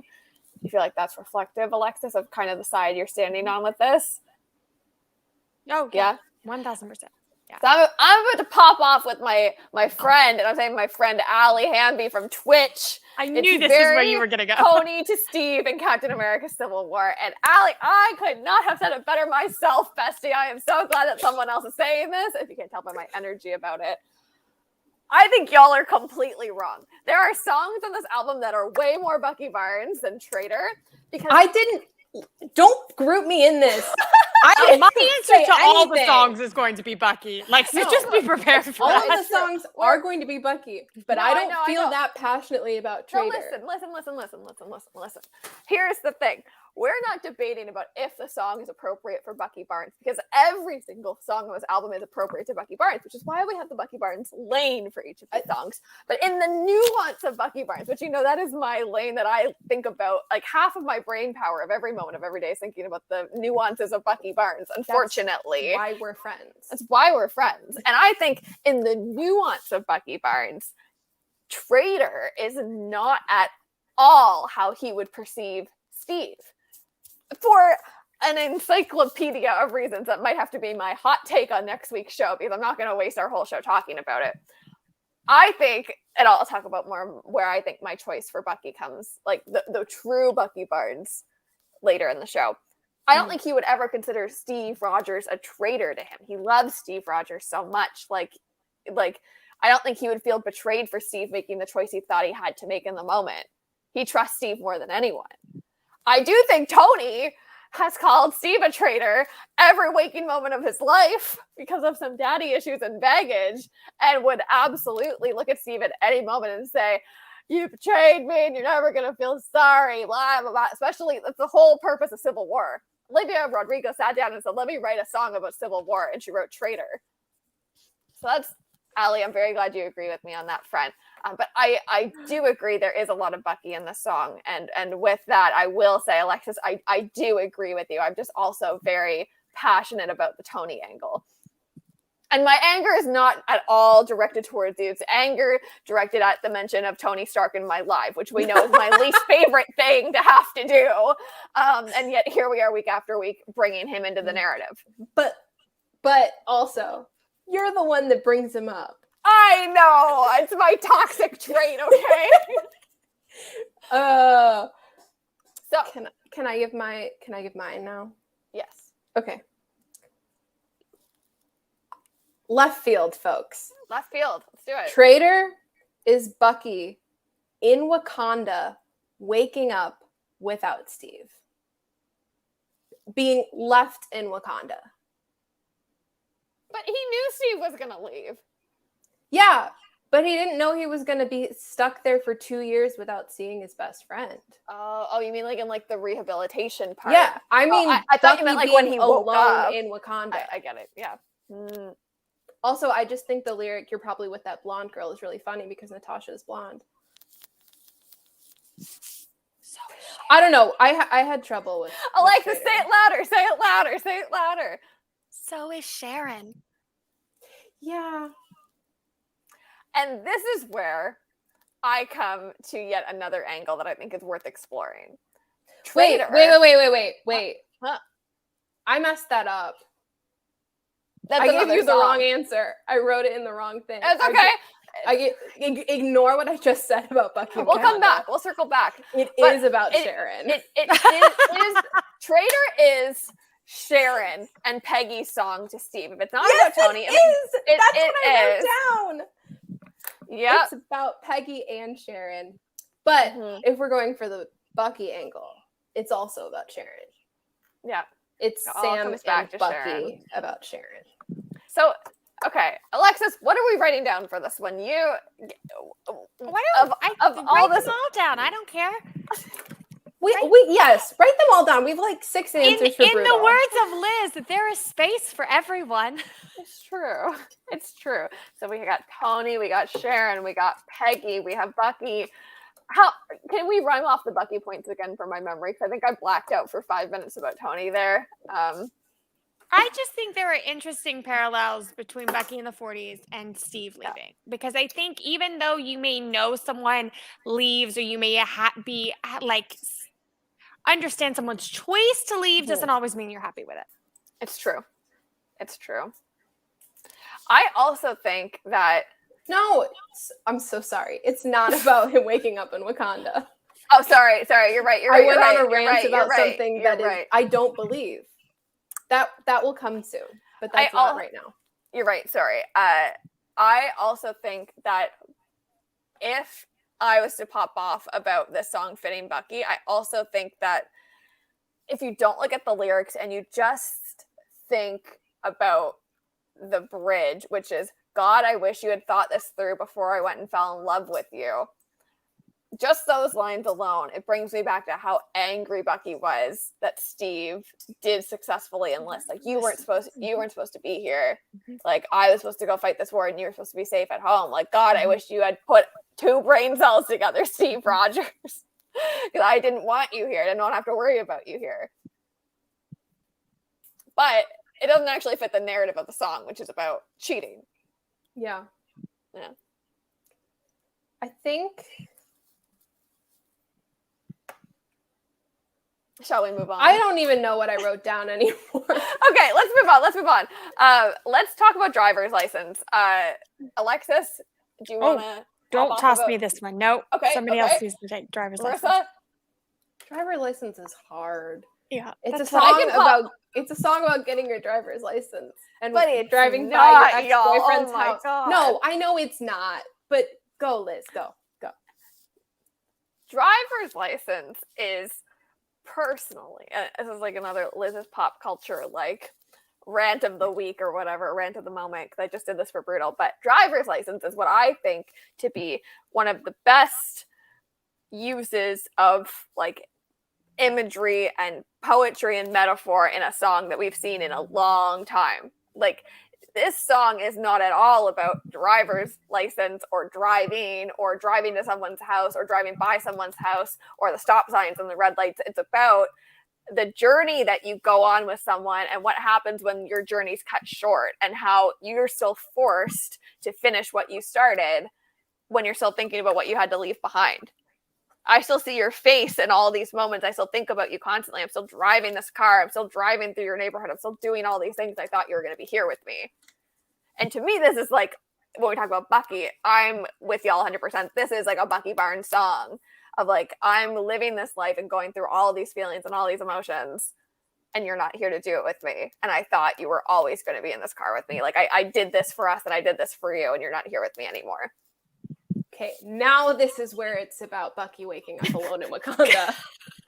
That's what I meant. Is this the moment? Yes, that's what I meant. Okay. Up off. Because he's probably with that blonde girl, and Natasha is blonde. True. I'm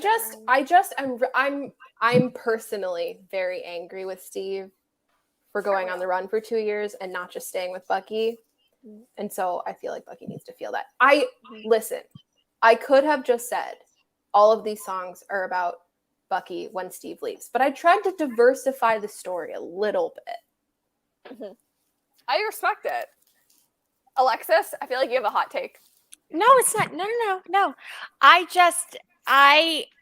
Every time you've said that, Marissa, that it's about him waking up in Wakanda because you're mad that Steve isn't there, my head goes to like the list of approximately 365 fics I read to fix it. Like every time. That is where my brain is. But no, I agree. I didn't have a driver's license, so I like that. Driver's license was hard. Mm-hmm. Also, I figured out what my notes say. Can I go back to Traitor for 1 second? Yes. I'm so sorry. It's adding another person to the list, though. Okay. I think Traitor could be Natasha singing about S.H.I.E.L.D. in Winter Soldier. Oh, that would be a good one. I like that. I'm glad I figured out my notes. I like that. That's so interesting. Huh. She gave her life to S.H.I.E.L.D. and it's not what she thought it was going to be. That's so interesting. Huh. That just put me down a hole. Like, my mind just went like 10 million miles a second as soon as you said that. So now I'm back. Welcome back. I'm loving the conversation happening on TikTok. This is so funny. Hi, Danielle. Hi, everyone watching on TikTok. Feel free to come join us on YouTube and Twitch, where we're breaking down Rogers the Musical as if it was the Sour album by Olivia Rodrigo. Okay, let's move on from driver's license and let's talk about One Step Forward, Three Steps Back. Mm. Is this a song anyone feels particularly partial towards? You ask that, and then my mind goes blank, and I'm like, I like know that that's song. every time she says it, I'm like, ah. Well, okay, let's just start with like general thoughts and feelings and direction around this one. What were the notes? What were the notes we took about One Step Forward, Three Steps Back? I don't really have any particular thoughts in this moment. Oh, I do. Pop Okay, off. in the Bucky musical, Mm. it's about Bucky being the Winter Soldier Mhm. and him trying to break conditioning. Mm. It's always one step forward, three steps back. You're the love of my life until you make me mad. Is that about Hydra? Is that about Steve? Is that about Bucky's relationship Oh, to see, himself? I like that one. That's not where I took it, but I like that. Where'd you take it, Alexis? To me, because I'm obsessed with what their dynamic had to have been like in the 40s, that is where I took it. Because I feel like there's also an interesting narrative there about relations in the 40s, and that, like, for whatever reason, in my headcanon, Bucky was far more comfortable with what that dynamic would have been than Steve was. So, like, to me, that's how I see Bucky as singing that song to, like, are we doing it or are we not doing it? Like, you know, we're always, you know, I'm always taking you out on double dates that are double dates, and you're running off to enlist in the army. Alexis and I read the exact same fan fiction. Yeah. What you're talking about? I don't read fan fiction ever. What's fan fiction? Where is that located? Alexis doesn't have like a top recommended list that like she would very happily send Marissa and I. I Nor haven't do written we. any. Like, what are you talking about? What are you talking about? Absolutely not. A conversation for another night is talking about fan fiction, Stucky, and where we fall. That's going to be a live of its own. Okay. I agree with all of this. I do think this is a song. I wouldn't really address this to anyone else. I also feel like Deja Vu is a very obvious choice. Like, I feel like we can literally all say it together in unison. I don't know. What? Go, you two go, because Alexis, do you have it? Yeah, but I Okay. feel like it's controversial. Okay. Wow. Let's You go first. Let's see if we can get Marissa on the wavelength here. Do you get deja vu when she's with you? Yeah. Yes, Liz. Yes. Just say it. But which way did you go? To me, it is Peggy's perspective, but I Yes. don't actually know how it fits. Like I understand the semantics of like Peggy exits at some point, and Sharon, and then Sharon and Steve. So like I don't actually know the semantics of like Peggy being able to give that reflection unless it's like from the afterlife. But I do feel like it's Peggy's perspective. On, to be specific here, if you don't know what we're talking about. Also, a lot of people joining in on TikTok real quick. Let me explain what's going on. We're in the second half of tonight's live show. Come join us on YouTube and Twitch. We're talking about Rogers the Musical. This is the fourth part in our series, talking about the different versions of this musical and how it could go. And tonight we're basing it on Olivia Rodrigo's album Sour. We have a graphic up on our screen on YouTube and Twitch. You can see where we're talking about all the songs and our interpretations of it in relation to Steve Rogers' life. And we're currently talking about Deja Vu. And I'm here with Alexis Blake Reads Comics and Missa Bobissa. And you can follow both on TikTok, and we're live every Friday night. Big show happening next week, and we'll talk more about that later in the show. We are on Twitch. You can find us Stark Radio Show on YouTube and Twitch. But sorry, I completely cut off because I just noticed there's a lot of folks that joined on TikTok that were like, what is happening here? And I don't blame you, because like our conversation would make no sense if you didn't have any context. So Alexis, I'm going to throw it back to you with this one. What are your thoughts? No, I agree with you. I think there are a couple ways that it could go, and I couldn't decide which one that I like best. But I definitely think there is some like Sharon Peggy stuff there. I think it kind of has to exist in a world like when you think about the MCU and the original like inception, like the original conceit of the idea being that Sharon would be around for longer, I think it works. I think with the amount that we got Sharon, it's a little hard to be like to make those same parallels. But I'm going to let Marissa go because I think Marissa and I may share the other half of my thoughts. Okay. I am not on the same page. Pop off. I think Deja Vu is Bucky in the bar scene with Steve and Peggy. Or we have to change some pronouns or something. But it's Bucky, Steve, and Sam in the tiny car. And it's Bucky about Sam and Steve's friendship and how he missed out on that. And like, you replaced me and now you have a new best friend. What's going on here, dude? That's interesting. I just think I want to know what happened in that car. I think it's really interesting. Hold on. I also just want to consider the line hold on. I have the lyrics up for every song, by the way, in case we get stuck and we need to reference something specific. But I really do love the strawberry ice cream reference, like strawberry ice cream is it Malibu? Don't act like we didn't do that shit too. You're trading jackets like we used to do. Now everything is all reused. I'm sorry. No, it's perfect. Cause I have a point and you've just made it. Player piano, but she doesn't know that I was the one that taught you Billy Joel. So like maybe, I don't know, replace Billy Joel with someone like specific from the 40s that they would love. I don't know. But to me, it's like a very interesting, like imagine Bucky's taking that, like it wouldn't be strawberry ice cream, it'd be like hot dogs on Coney Island. We used to do that. Like I had your jacket. So I do see that and I agree with you.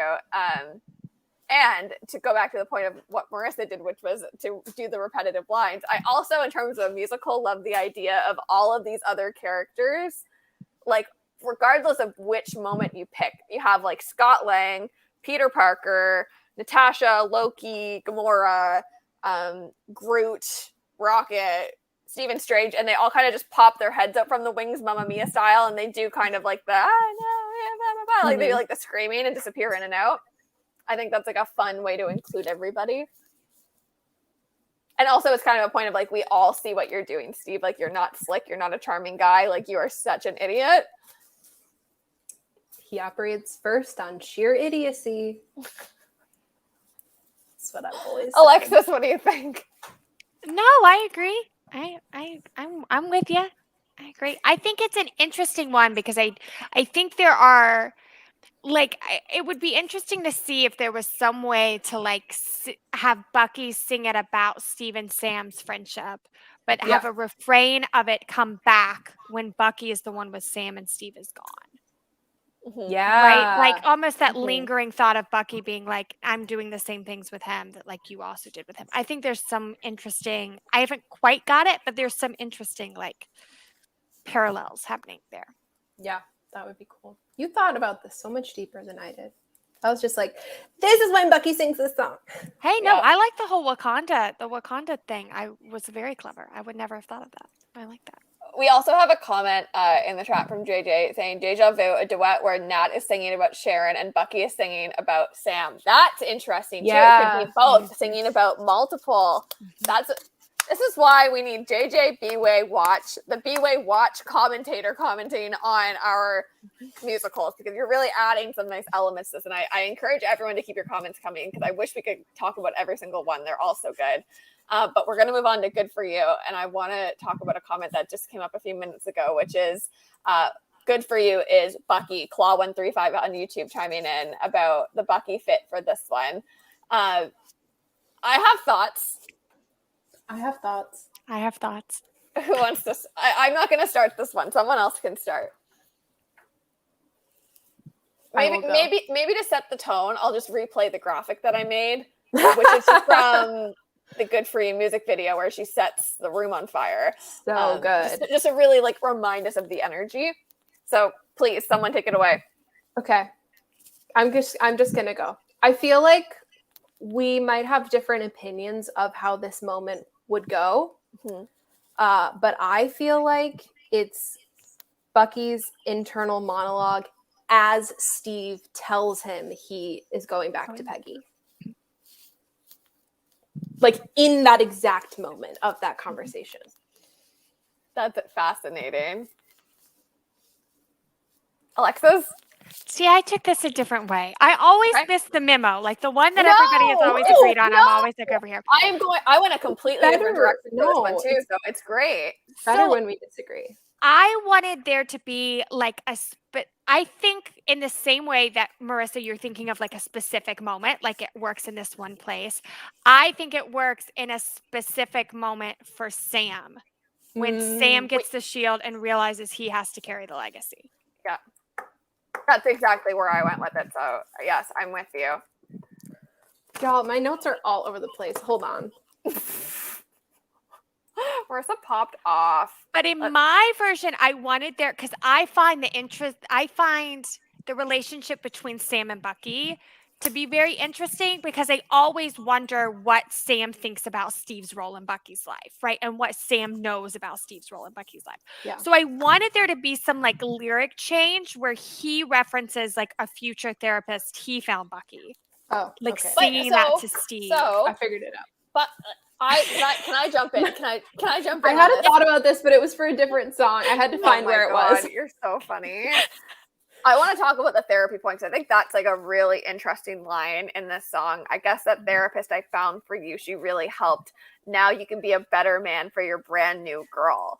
And I feel like that is really like a lyric. There's many lyrics that like give a good synopsis of what the song is trying to communicate. But that specific framing of like, I tried to help you be better. I gave you everything I could to help you be this better man. And now you're with someone else and you're being a better man than how you were for me. Like it makes me feel super like jaded.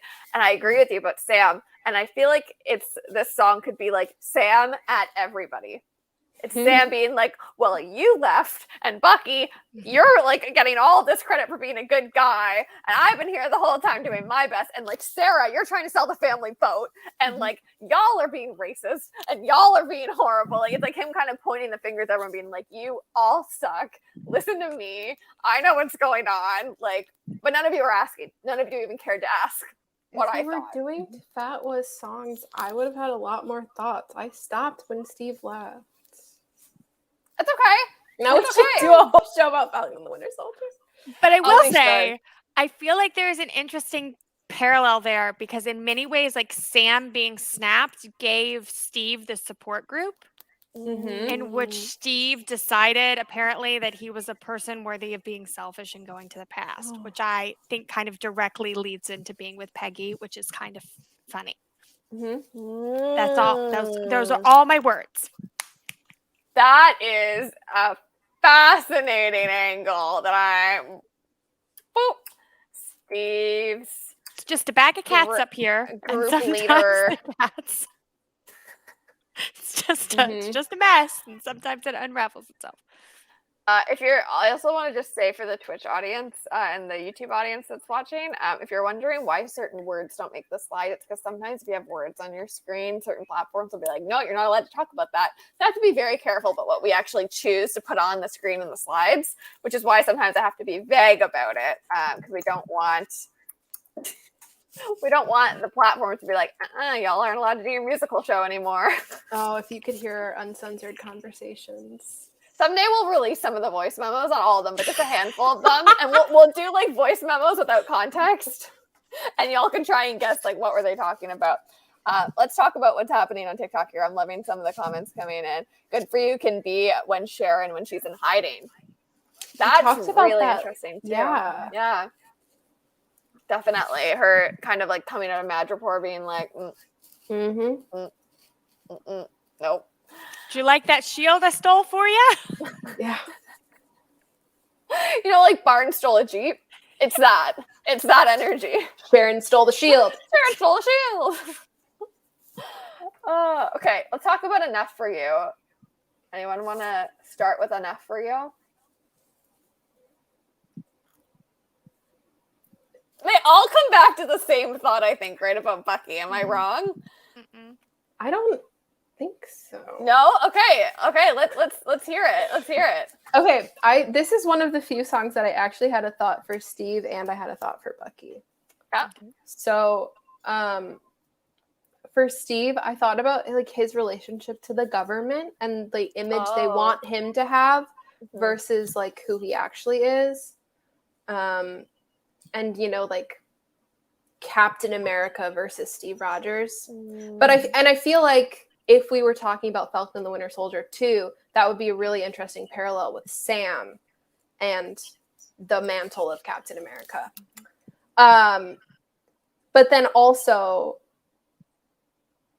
I guess I kind of said that. Yeah, like thinking about Bucky and Sam after Steve leaves and them questioning their relationships to him and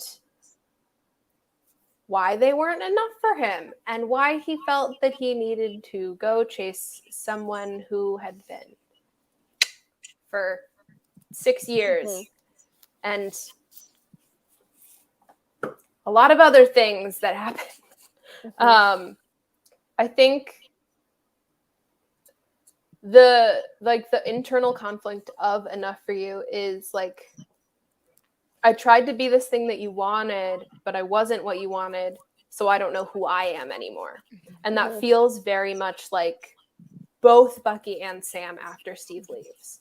It's kind of like the whole plot. Well, not the whole plot, but it's the whole like subplot of Falcon and Winter Soldier, right? Yeah. They even have that conversation where he's like, this shield was like all the family that I had left. Yeah. Right. And I just, yeah. And Sam, also in that same conversation, Sam tells Bucky, like, you have to stop looking to other people to tell you who you are. Steve is gone. Alexis, did you have like another train of thought with this that you wanted to bring up? I think it's also interesting to kind of, like Marissa said, think about this in terms of like the government. And it would be neat for me to hear Steve sing it about his relationship with the government and then hear Sam sing it about his relationship to the government and Steve. Because Sam is also very much somebody that's like, I'm trying to be what you want me to be, but like I don't know that I can try to be what you want me to be and still be who I am.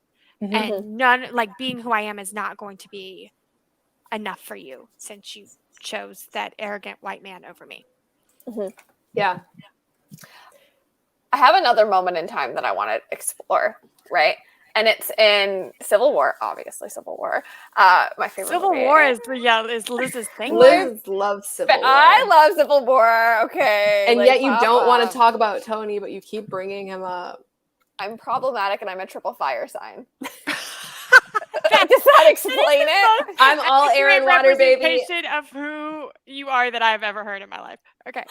It's one interpretation of who I am. I try not to be. I'm only problematic in how much I bring up Tony Stark.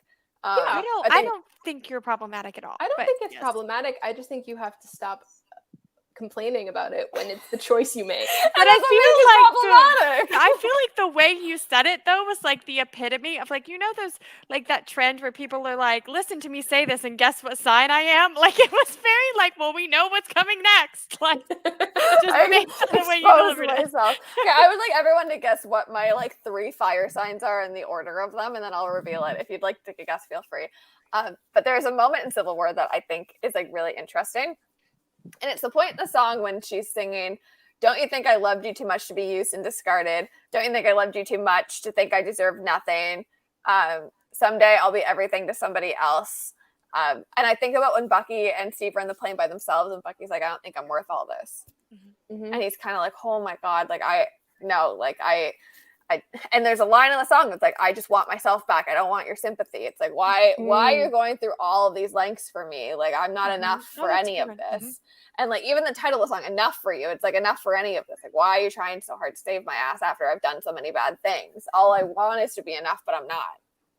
That's a really interesting way to think about the song. That's like, I don't mean that as like an insult or like a negative. That's just really interesting.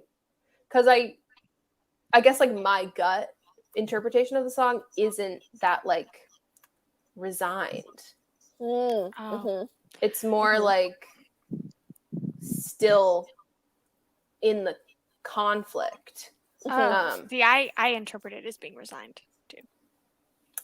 Maybe now I'm going to sing it in the conflict and I'm going to listen to how it's different. feel like Oh, that's an okay. interesting way to look at it. Because I feel like if you're like going off of what you said, Liz, like if it's this like resigned Civil War moment, it would all like it's also kind of everyone that was a part of Steve's team that is now no longer a part of his team. Like, you know, like sitting in the underwater prison, being like, well, Yeah. clearly we weren't enough for you to like Oh no, oh no, oh no, work oh no, for. I'm sorry. oh no, oh no. Sorry. I thought my TikTok just crashed, and I was like, "Oh, what happened to the show?" I was like, "Oh no, I said something really bad. I didn't know." I'm so sorry. I really didn't mean to cut you off, Alexis. I thought my TikTok crashed. I was so nervous. We just lost everyone watching with us on TikTok. Okay. I was really enjoying your point too, which is what makes that all the more upsetting. No. My point was done. No, I wanted to hear more of it. I was enjoying it. No, that was it. I imagine all these people like sitting in this underwater prison being like, you always acted like, you know, we were a team and clearly we weren't enough for you. Like if Bucky was more. Yeah. That's really interesting, right? And like thinking about like if it was a song where everyone got to sing like a different line or like a different like set of lines, like who would sing what, right? Yeah. Interesting. It's interesting, eh? There's your A. There's my A. That's gonna be my bingo board. I love when you drop those. It even ended up in a text message this week. I emphasized my point by putting EHA at the end, and Alexis was like, "I forget you're Canadian until you like actually use which is the hysterical because Liz is giving like an open course to Alexis on how Canada works on the daily basis. It's true. I don't know how I forget you're Canadian. We talk about Canada every day. Every day. It's great. And then I'm out here saying, like, I wake up to all these voice messages. Alexis gets off work, and it's like, here's a 30-minute lecture from Liz, including, like, multimedia points. Marissa, if you also want to receive them, let me know. I got to start sending them in the group chat, but it's pretty excessive. And you're writing a thesis, so you can probably be writing your thesis when I'm teaching Alexis about, like, Canadian television. But if you'd like a break. I get, like, fun guest stars in the background of her messages, too. It's true. Tangent for another day. We can talk more about the group chat and all the mess of what happens there more later. Okay, shall we move on to happier? Sure. We'd like. I'm gonna stop asking if anyone feels partial towards this song because I don't want to make everyone phrase up. Would anyone like to start? I don't really have a starting point for this one.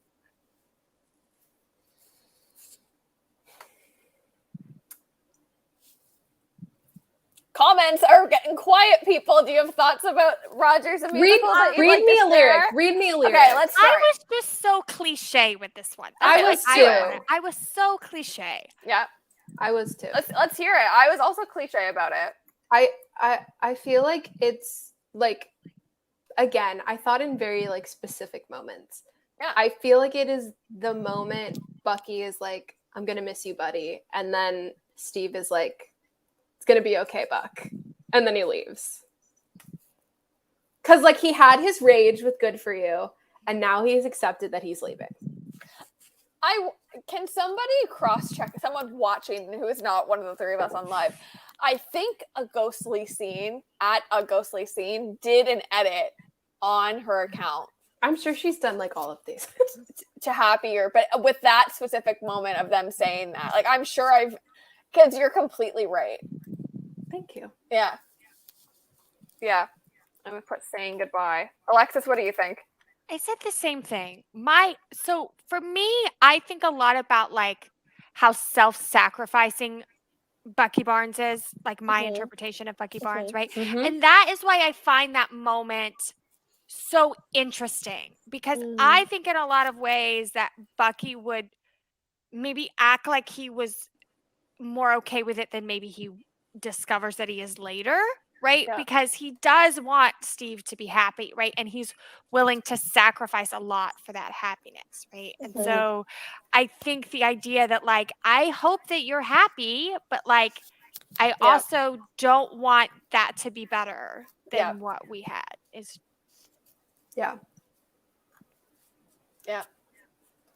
I think there's one line in particular in the song that really sums it up. It's 2 lines. An eternal love, BS, you know you'll never mean. Remember when I believed you meant it when you said it first to me.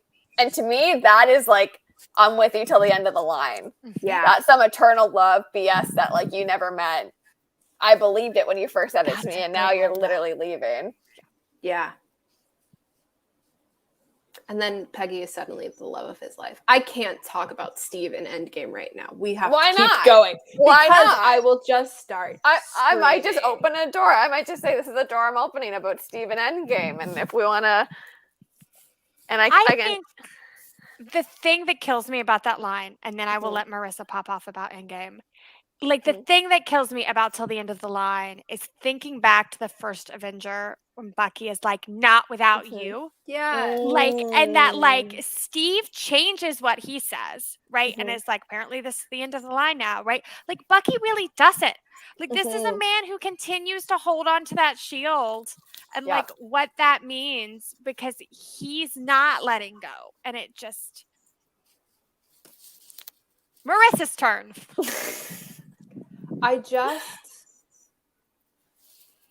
He had moved on. She literally told him to move on 10 years before. And then he's running a support group where he's not talking about the people that actually disappeared in the blip. He's talking about a woman that was gone for like 5 years at that point. And suddenly she's the love of his life after they had maybe a year together and kissed once.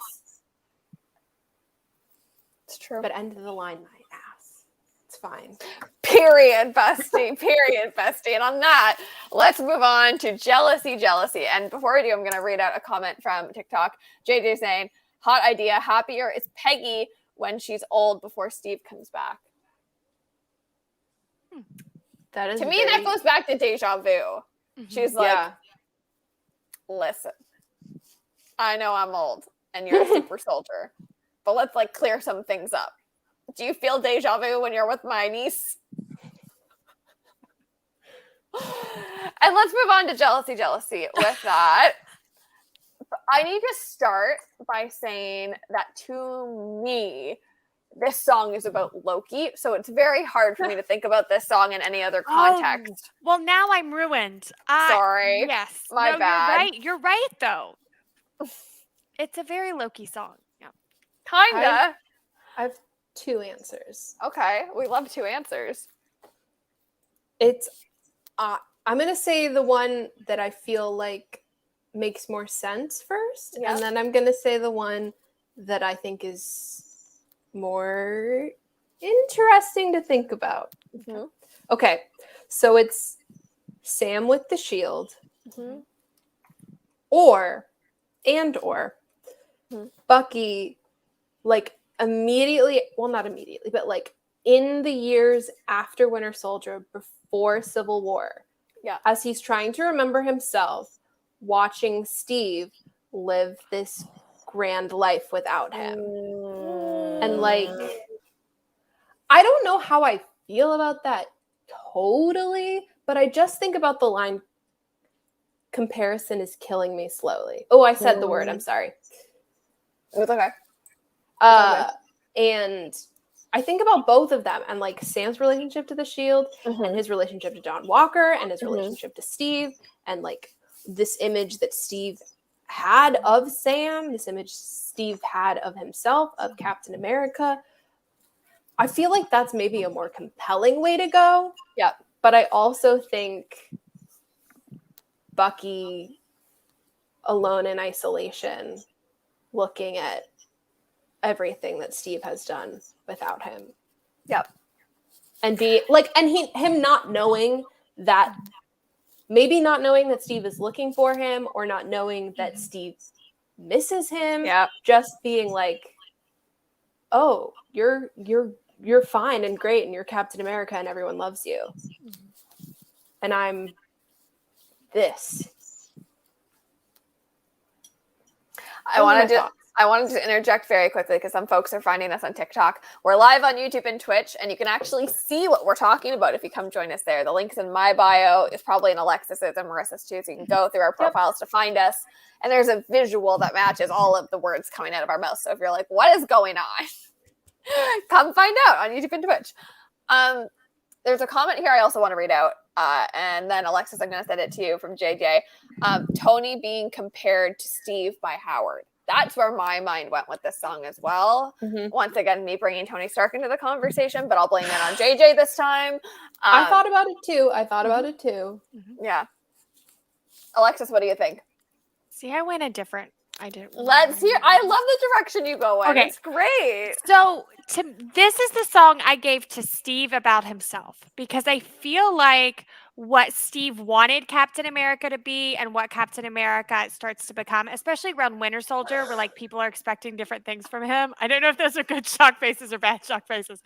Becomes two different things, and I think that like Winter Soldier Steve, Civil War Steve is jealous of Steve in the 40s. I have said my piece. So that's how I took it. A round of applause, everybody, please. Wow. Because I think he does think about like how the world sees him and how S.H.I.E.L.D. sees him. So like I'm worrying about all these like cool kids that I don't even really know me. And I'm jealous of who I used to be in the war when I was leading people and I knew who the men were and I knew who I was and what I stood for. And now I don't. Oh, that's very like beginning of Winter Soldier Steve energy. Wow. Sorry, I had to summarize your amazing thought with at self. That is so perfect though. That didn't do your idea justice at all. That's good. An interesting thought coming in from Leah P. There should be a reprise of Jealousy with Alexi. That's also a very funny angle. I love that. And I feel like with the same energy that we had, like, what was it that we had Coulson sing? Like, my heart will go on. My heart will go on. My soul will be on. Like the For same the audience energy. of the musical. Yes, I do love it. Okay, well, I don't know if I could say anything more eloquent than what you just said, Alexis. So are y'all cool to move on to favorite crime? Sure. I have no idea how this fits in Rogers the Musical. I just know how it works for Bucky. This is the one that came the easiest to me. Really? Oh. Yes. All right, go for it. I don't think it's a singular person. Okay. I think it's a bunch of people that Steve wronged, all coming together to ask him, was I your favorite crime? It's like the idea from last week where you had people coming in all talking about their perspectives on Steve. To me, this is that moment of everyone coming together, not necessarily like a moment from the MCU, but all these characters kind of giving these little testimonies of like, I watched you fled the scene, like one heart broke, four hands bloody. You used me as an alibi. I crossed my heart as you crossed the line. I defended you to all my friends. Ooh, I crossed my heart as you crossed the line is like Natasha in Civil War. Right? So I feel your alibi is very Sharon. Yeah. So it's a collective moment of like asking him, like, Steve, like, take some accountability. Take some accountability, Mr. Rogers. What do y'all think? I like that. I was about to say, well, now I think that's it. Yeah. If you want to talk about Bucky, I think it's the final battle in Winter Soldier on the helicarrier. The like that whole interaction of like, you're James Buchanan Barnes, you've known me your whole life, you're my best friend, you're my mission. You know me, no, I don't. Like that whole thing. And I think it's more internal for Bucky. Like, and both his relationship to being the Winter Soldier and his relationship to Steve. Yeah. Of like him battling between like Steve and Hydra. Yeah, I don't know. That's a good one. I don't know. yours is great, Liz. Yes, I like Liz. I got caught up in, again, like just repeating myself with the parallels to the 40s in that song. Yeah. So like a Mhm. modern Bucky like singing about like there were all of these things that I did and all of these people I pretended to be to keep you safe and to be your alibi. And so like it was a literal crime and like I hope I was Bucky's like, Her I favorite. committed literal war crimes. literal war crime. Yeah. I want to take like the 40s energy and like transition to Hope You're Okay, because I kind of am with you in like how you've been talking about that throughout these song choices, and this is where I feel like it kind of sticks a little bit differently. Okay. And I'm just going to go ahead. I'm going to start this one because I have a really substantial analysis for Hope You're Okay. To me, this was the hardest song because it's Olivia talking about like movements and like these very like important like concepts, right? So I was really struggling with Hope You're Okay in the sense of like applying the lyricism. So once again, I like zoomed out to the feeling and like why the song exists, which is like Olivia storytelling about people and storytelling about instances and bringing it back to like, well, we lost touch, but I hope you're okay. Mhm. And I thought about the moment in Captain America Winter Soldier when like Bucky's about to take the last punch and Steve's like, what is the one thing I can say to get through to you right now? And to me, that's kind of like what this is. It's like when it's like, I remember you, you don't remember me, but like, this is me telling you that I know exactly who you are. Mm. Like if you were to like in the middle of like a crazy musical sequence, like kind of stop everything and have Steve like just like speak very dramatically directly to Bucky, I feel like this is the song that he would sing with some lyric changes to make it fit. Mm-hmm. So anyway, that was my thought. Alexis? No, because I didn't have a good thought. Oh, okay. I'm sure your thought is still valid and good, and I would like to hear it. You have any thoughts? I'd like to hear your bad thoughts too. My thoughts were more that I just had like people singing about like the journey that Steve had gone on, right? Because what I really want is Natasha to sing it about like all the things that Steve and the people around him have been through, but Natasha is but that was kind of where I got stuck. You know what's interesting with that idea? Like, what if the end of this show wasn't Steve and it was like someone like Natasha like telling the story to others? Yeah, that's kind of what that's the energy that this song gives me. Yeah. And that like Natasha knows them, right? So she can like sing it about Steve. She can also sing it about Sam and his relationship with Steve and Bucky and what he has been through with Steve and Tony. Mm-hmm. And Tony, thank you, Liz, for bringing Tony into the conversation. Tony and what he's been through with Steve. I would forget him if it weren't for you. Danielle's gonna like all of a sudden decide she can't come to the show next week because I talk about Tony too much. Oh God, Danielle, if you're watching, I apologize for it. Well, you know what? You don't do it in like Tony's a positive slander. No, you don't. Mm-hmm. But then Danielle would counter that by saying slander is only when it's untrue. So we shouldn't be calling it slander. Good point. It's a very, very, I feel the spirit of Danielle with us today. JJ saying, well, I agree with the energy thing. I wish Nat could focus on her own story. Hope you're okay, Steve, to the world before he goes back in time. That's interesting. Here I am. I think it's Bucky to old man Steve. Like when he's standing quietly in the back with his hands in his pockets, watching Sam get the shield. I just think about the last line of Hope You're Okay. I hope you're happier because I love you and I hope that you're okay. Marissa, like that's dirty. Just a goodbye to Steve from Bucky, feels like to me. But then can Alpine sing those two lines to Bucky? Yeah, Alpine's in his jacket pocket. Meow, Yeah, meow. meow, Meow, meow, meow. meow. Someone cut that with no context. I want to know what happened in Stark Radio. It's us being like, meow. Meow, meow, meow. Yeah. There's your video edit advertisement. Yeah, there's the cut of the week. Okay. JJ Baywatch says Steve and Bucky duet to finish. I See, think. like, whoa. Wait. Riley just No, tuned in let me saying what? Okay, finish my thought. sorry. Go, Marissa, go. Okay, Go, Marissa, I go. think it could be Bucky in his hands in his pocket, standing back, singing to Old Man Steve, and at the same time, Steve in the 40s already with Peggy. Like they're singing to each other in a moment they'll never reach. Last 5 years. That's a last 5 years moment. That is the last 5 years moment. Yep. Oh, They have a very I last love 5 Yum years Yum. relationship. They do, right? Wow. Yeah. Hi, Riley. So I was just Meow, laughing meow, because Riley. as we started to meow, Riley's like, what's happening? I'm like, that's exactly what I just said. Someone's gonna like take that out of context and be like, what is happening on Stark Radio?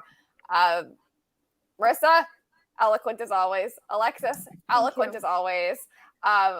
We were going to talk about High School Musical, the series, but we have gone like over time as per usual with this show. So I think we will stop the conversation here for tonight with Rogers the Musical. Let's address a comment that just came up because I don't want to end on a sour note for anyone. Are we Tony aunties? How would we describe our relationships to Tony Stark? Because I don't want anyone to leave on bad terms with this show, but I do think it's worth exploring. Like, we talked a lot about Tony in this series. Okay, I'm going to go first because I feel like I'm the least controversial. Yes. On this one, okay. Maybe I should go last because I'm the least controversial. Where do we? Okay, so what I get stuck on is that Tony and Steve, to me, have a really interesting relationship in the comics. Right? Like, especially when you get into like Brubaker's run and the fact that like, even though they're at odds because it's a civil war, like Steve is the one that tells Tony to take care of Bucky, right? Like this person that is really important to me. Like, I want you to, like, I trust you to take care of him. Right. And because that is not the energy we get in the MCU, I find Tony to be not the first person I think of, like not the character I care about the most. Right. Because to me, nothing in the MCU is as great as like take care of the kid and Tony gives him the shield. Like nothing in the MCU is as great as that to me. So in comparison to that, it seems like some of the choices Tony tends to make are a little more problematic. Which a bunch of people accused me of trying to be woke. I didn't know that was a woke word. I thought that just meant problem. So some of the things he does are problems. No, they're problematic. That's what I thought. They are. Like, they are. We're not going to apologize for stating facts. No, it's not like you just point at someone and like, you're problematic because I don't like you. It's like, no, your choices are problematic. You are a problem. I felt like the definition of that word had changed and I didn't know what it was. So no. Some people throw it around when they don't really know what it means. But I think generally, at least, we know what it means. Okay, cool. Yeah, I'm not a fan. Yeah. I think it would be a lot easier to like Tony if I could turn off my feminism. I wish there was just a switch and I could cease having critical thoughts about my socialized place as a woman. But also, I genuinely think Grace is seriously onto something with her video about the character you see first in the MCU is the one you cling to. Because for me, it was Tony. Or no. For me, it was Steve. Like, wait, hold on. No, for me, it was Steve. The first movie in the MCU I saw was the first Avenger. And I hadn't seen any of the Iron Mans when I saw the Avengers. So my introduction to Tony was as an adversary to Steve. And as a person who had like chosen Steve, I was like in from the jump, not on Tony's side. Yeah. So That's like fair. Generally as a fan, I'm not on Tony's side, but also when I think critically about the media I consume, he is not a character that I sympathize with. Perfectly said. So that was a really intellectual way of saying, yes, I am a Tony anti. No, but it's perfectly said. And I want to refer back to Alexis for a second because a comment came in that asks about like comic versus movie differentiation here and like how far off are some of the problematic pieces of Tony Stark that we see in the MCU versus in the Iron Man comics. Okay, so here my general thing with the MCU is that they have a saturation problem, right? Because you only see so much media from certain types of people or in certain instances, right? The narrative becomes oversaturated with those things, right? So like with their female storytelling, I talk about this in like all of the family stories that we've got from women. Like we got a family story from Black Widow, we're looking at getting one from the Marvels. And like I don't think family stories are bad, but I think when you can only tell me family stories for women, then you've oversaturated, right? And there are some storylines, right? There are some Tony waking up in bed with multitudes of women just to tick people off, and there is Demon in the Bottle and Tony's alcoholism. Like those things are in the comics, but we also see much more growth from Tony in the comics. We see much more of Tony's like goodness and Tony's altruism in the comics. We see Tony standing up for people in the comics in a way that we don't in the MCU. So I think his character is easier to like in the comics because there's more balance there. Yep. Where in the MCU we don't Mhm. we don't get any of that. We don't get it. Mhm. And I think that's like a greater problem of the MCU and like every character in the MCU. No character got what they deserved in terms of like the character development, story development for like entertainment and like movie making magic reasons, right? Like, but even still, I think that like if we think about this from like a fan culture perspective, which is like the lens that I hold on, I'm just reading a comment here that's kind of interesting from JJ. Disliking Tony is a response to the writing, while liking Tony is a response to society. See, I think that that's also interesting. Like it's an interesting take, and that's why like I think the fan community discussion of Tony is so interesting to me because there's so many different lenses that you can talk about Tony Stark from. You can talk about the Tony Stark with Tom Holland's Peter Parker. You can talk about the Tony Stark circa first Iron Man movie, which is based in a very interesting moment in time and how the words I can't say necessarily that I'm unsure if I can actually say, but the way women are portrayed in media was like a very interesting point in time, right? So I think we do a poor job as a community, not as one singular person or any one person watching this, but as a community, we do a less than ideal job of actually discussing like merit of character and role in media you like versus supporting problematic tendencies. And like that nuance is very important because I like a lot of Tony Stark moments in the MCU. I think there's a lot to love about Tony in the Avengers movie. I didn't side with him during Civil War, but like there's a lot of things that I liked about Tony in that movie and Endgame, obviously. Like it's not to say that Tony Stark is a dislikable character or that he's written to be dislikable or anything like that, but you have to also, and I don't mean you as anyone specifically, but as a community, we have to also come to terms with the fact that like we should not glorify characters that support problematic tendencies, because the more that we do that, the further we get away from a place where we can all support inclusive media that doesn't make people feel excluded.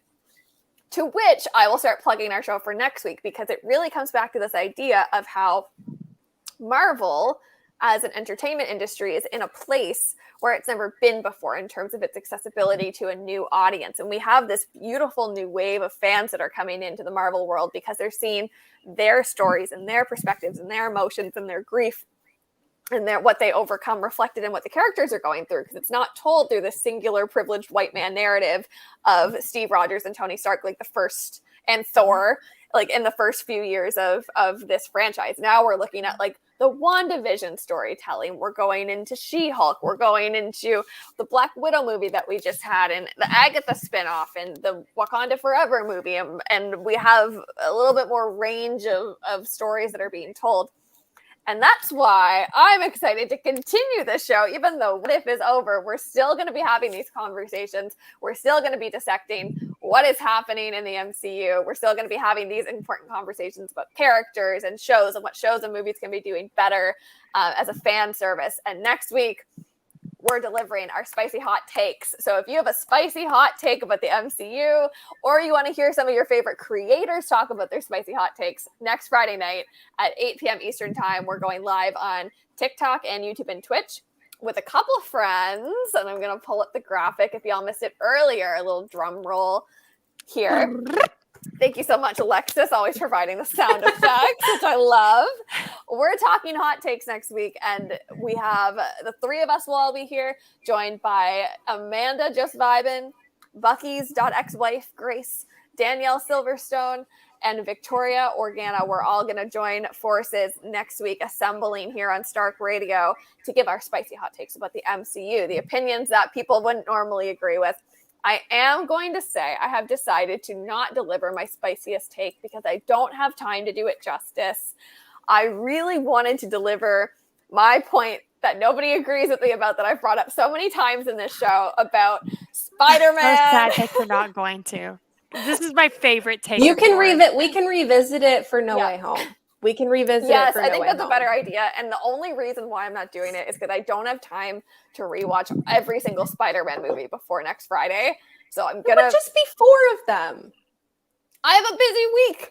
I got things I got to do. Okay, It's okay. just I only 8 have to hours watch of one. content. Just 8. I just won't. I'll pick one night, no sleep. You know that TikTok sound that's like bus, another bus, no sleep. Like it's like Lady Gaga. Bus, club, Another club, club, another club. Yeah, that's no me trying to sleep. watch all the Next. Spider-Man movies. Yes. So next week we'll all be live giving our spicy MCU hot takes. I hope you can join us. You should come watch the show on YouTube and Twitch because you're not going to be able to hear all of us at the same time if you're on TikTok. So what you can do if you're watching on TikTok is if you go to my bio or Alexis or Marissa, you can find Stark Radio Show on YouTube and on Twitch. You'll see our lovely faces. You'll see our past live streams and tonight's live. You can turn on notifications and subscribe, and that way you won't miss the show. But for those of you watching on YouTube and Twitch, we'll see you next week, same time, same place. And thank you for barreling through this what if saga with us. It's been a joy to debunk and unpack and hope for a better MCU moving forward.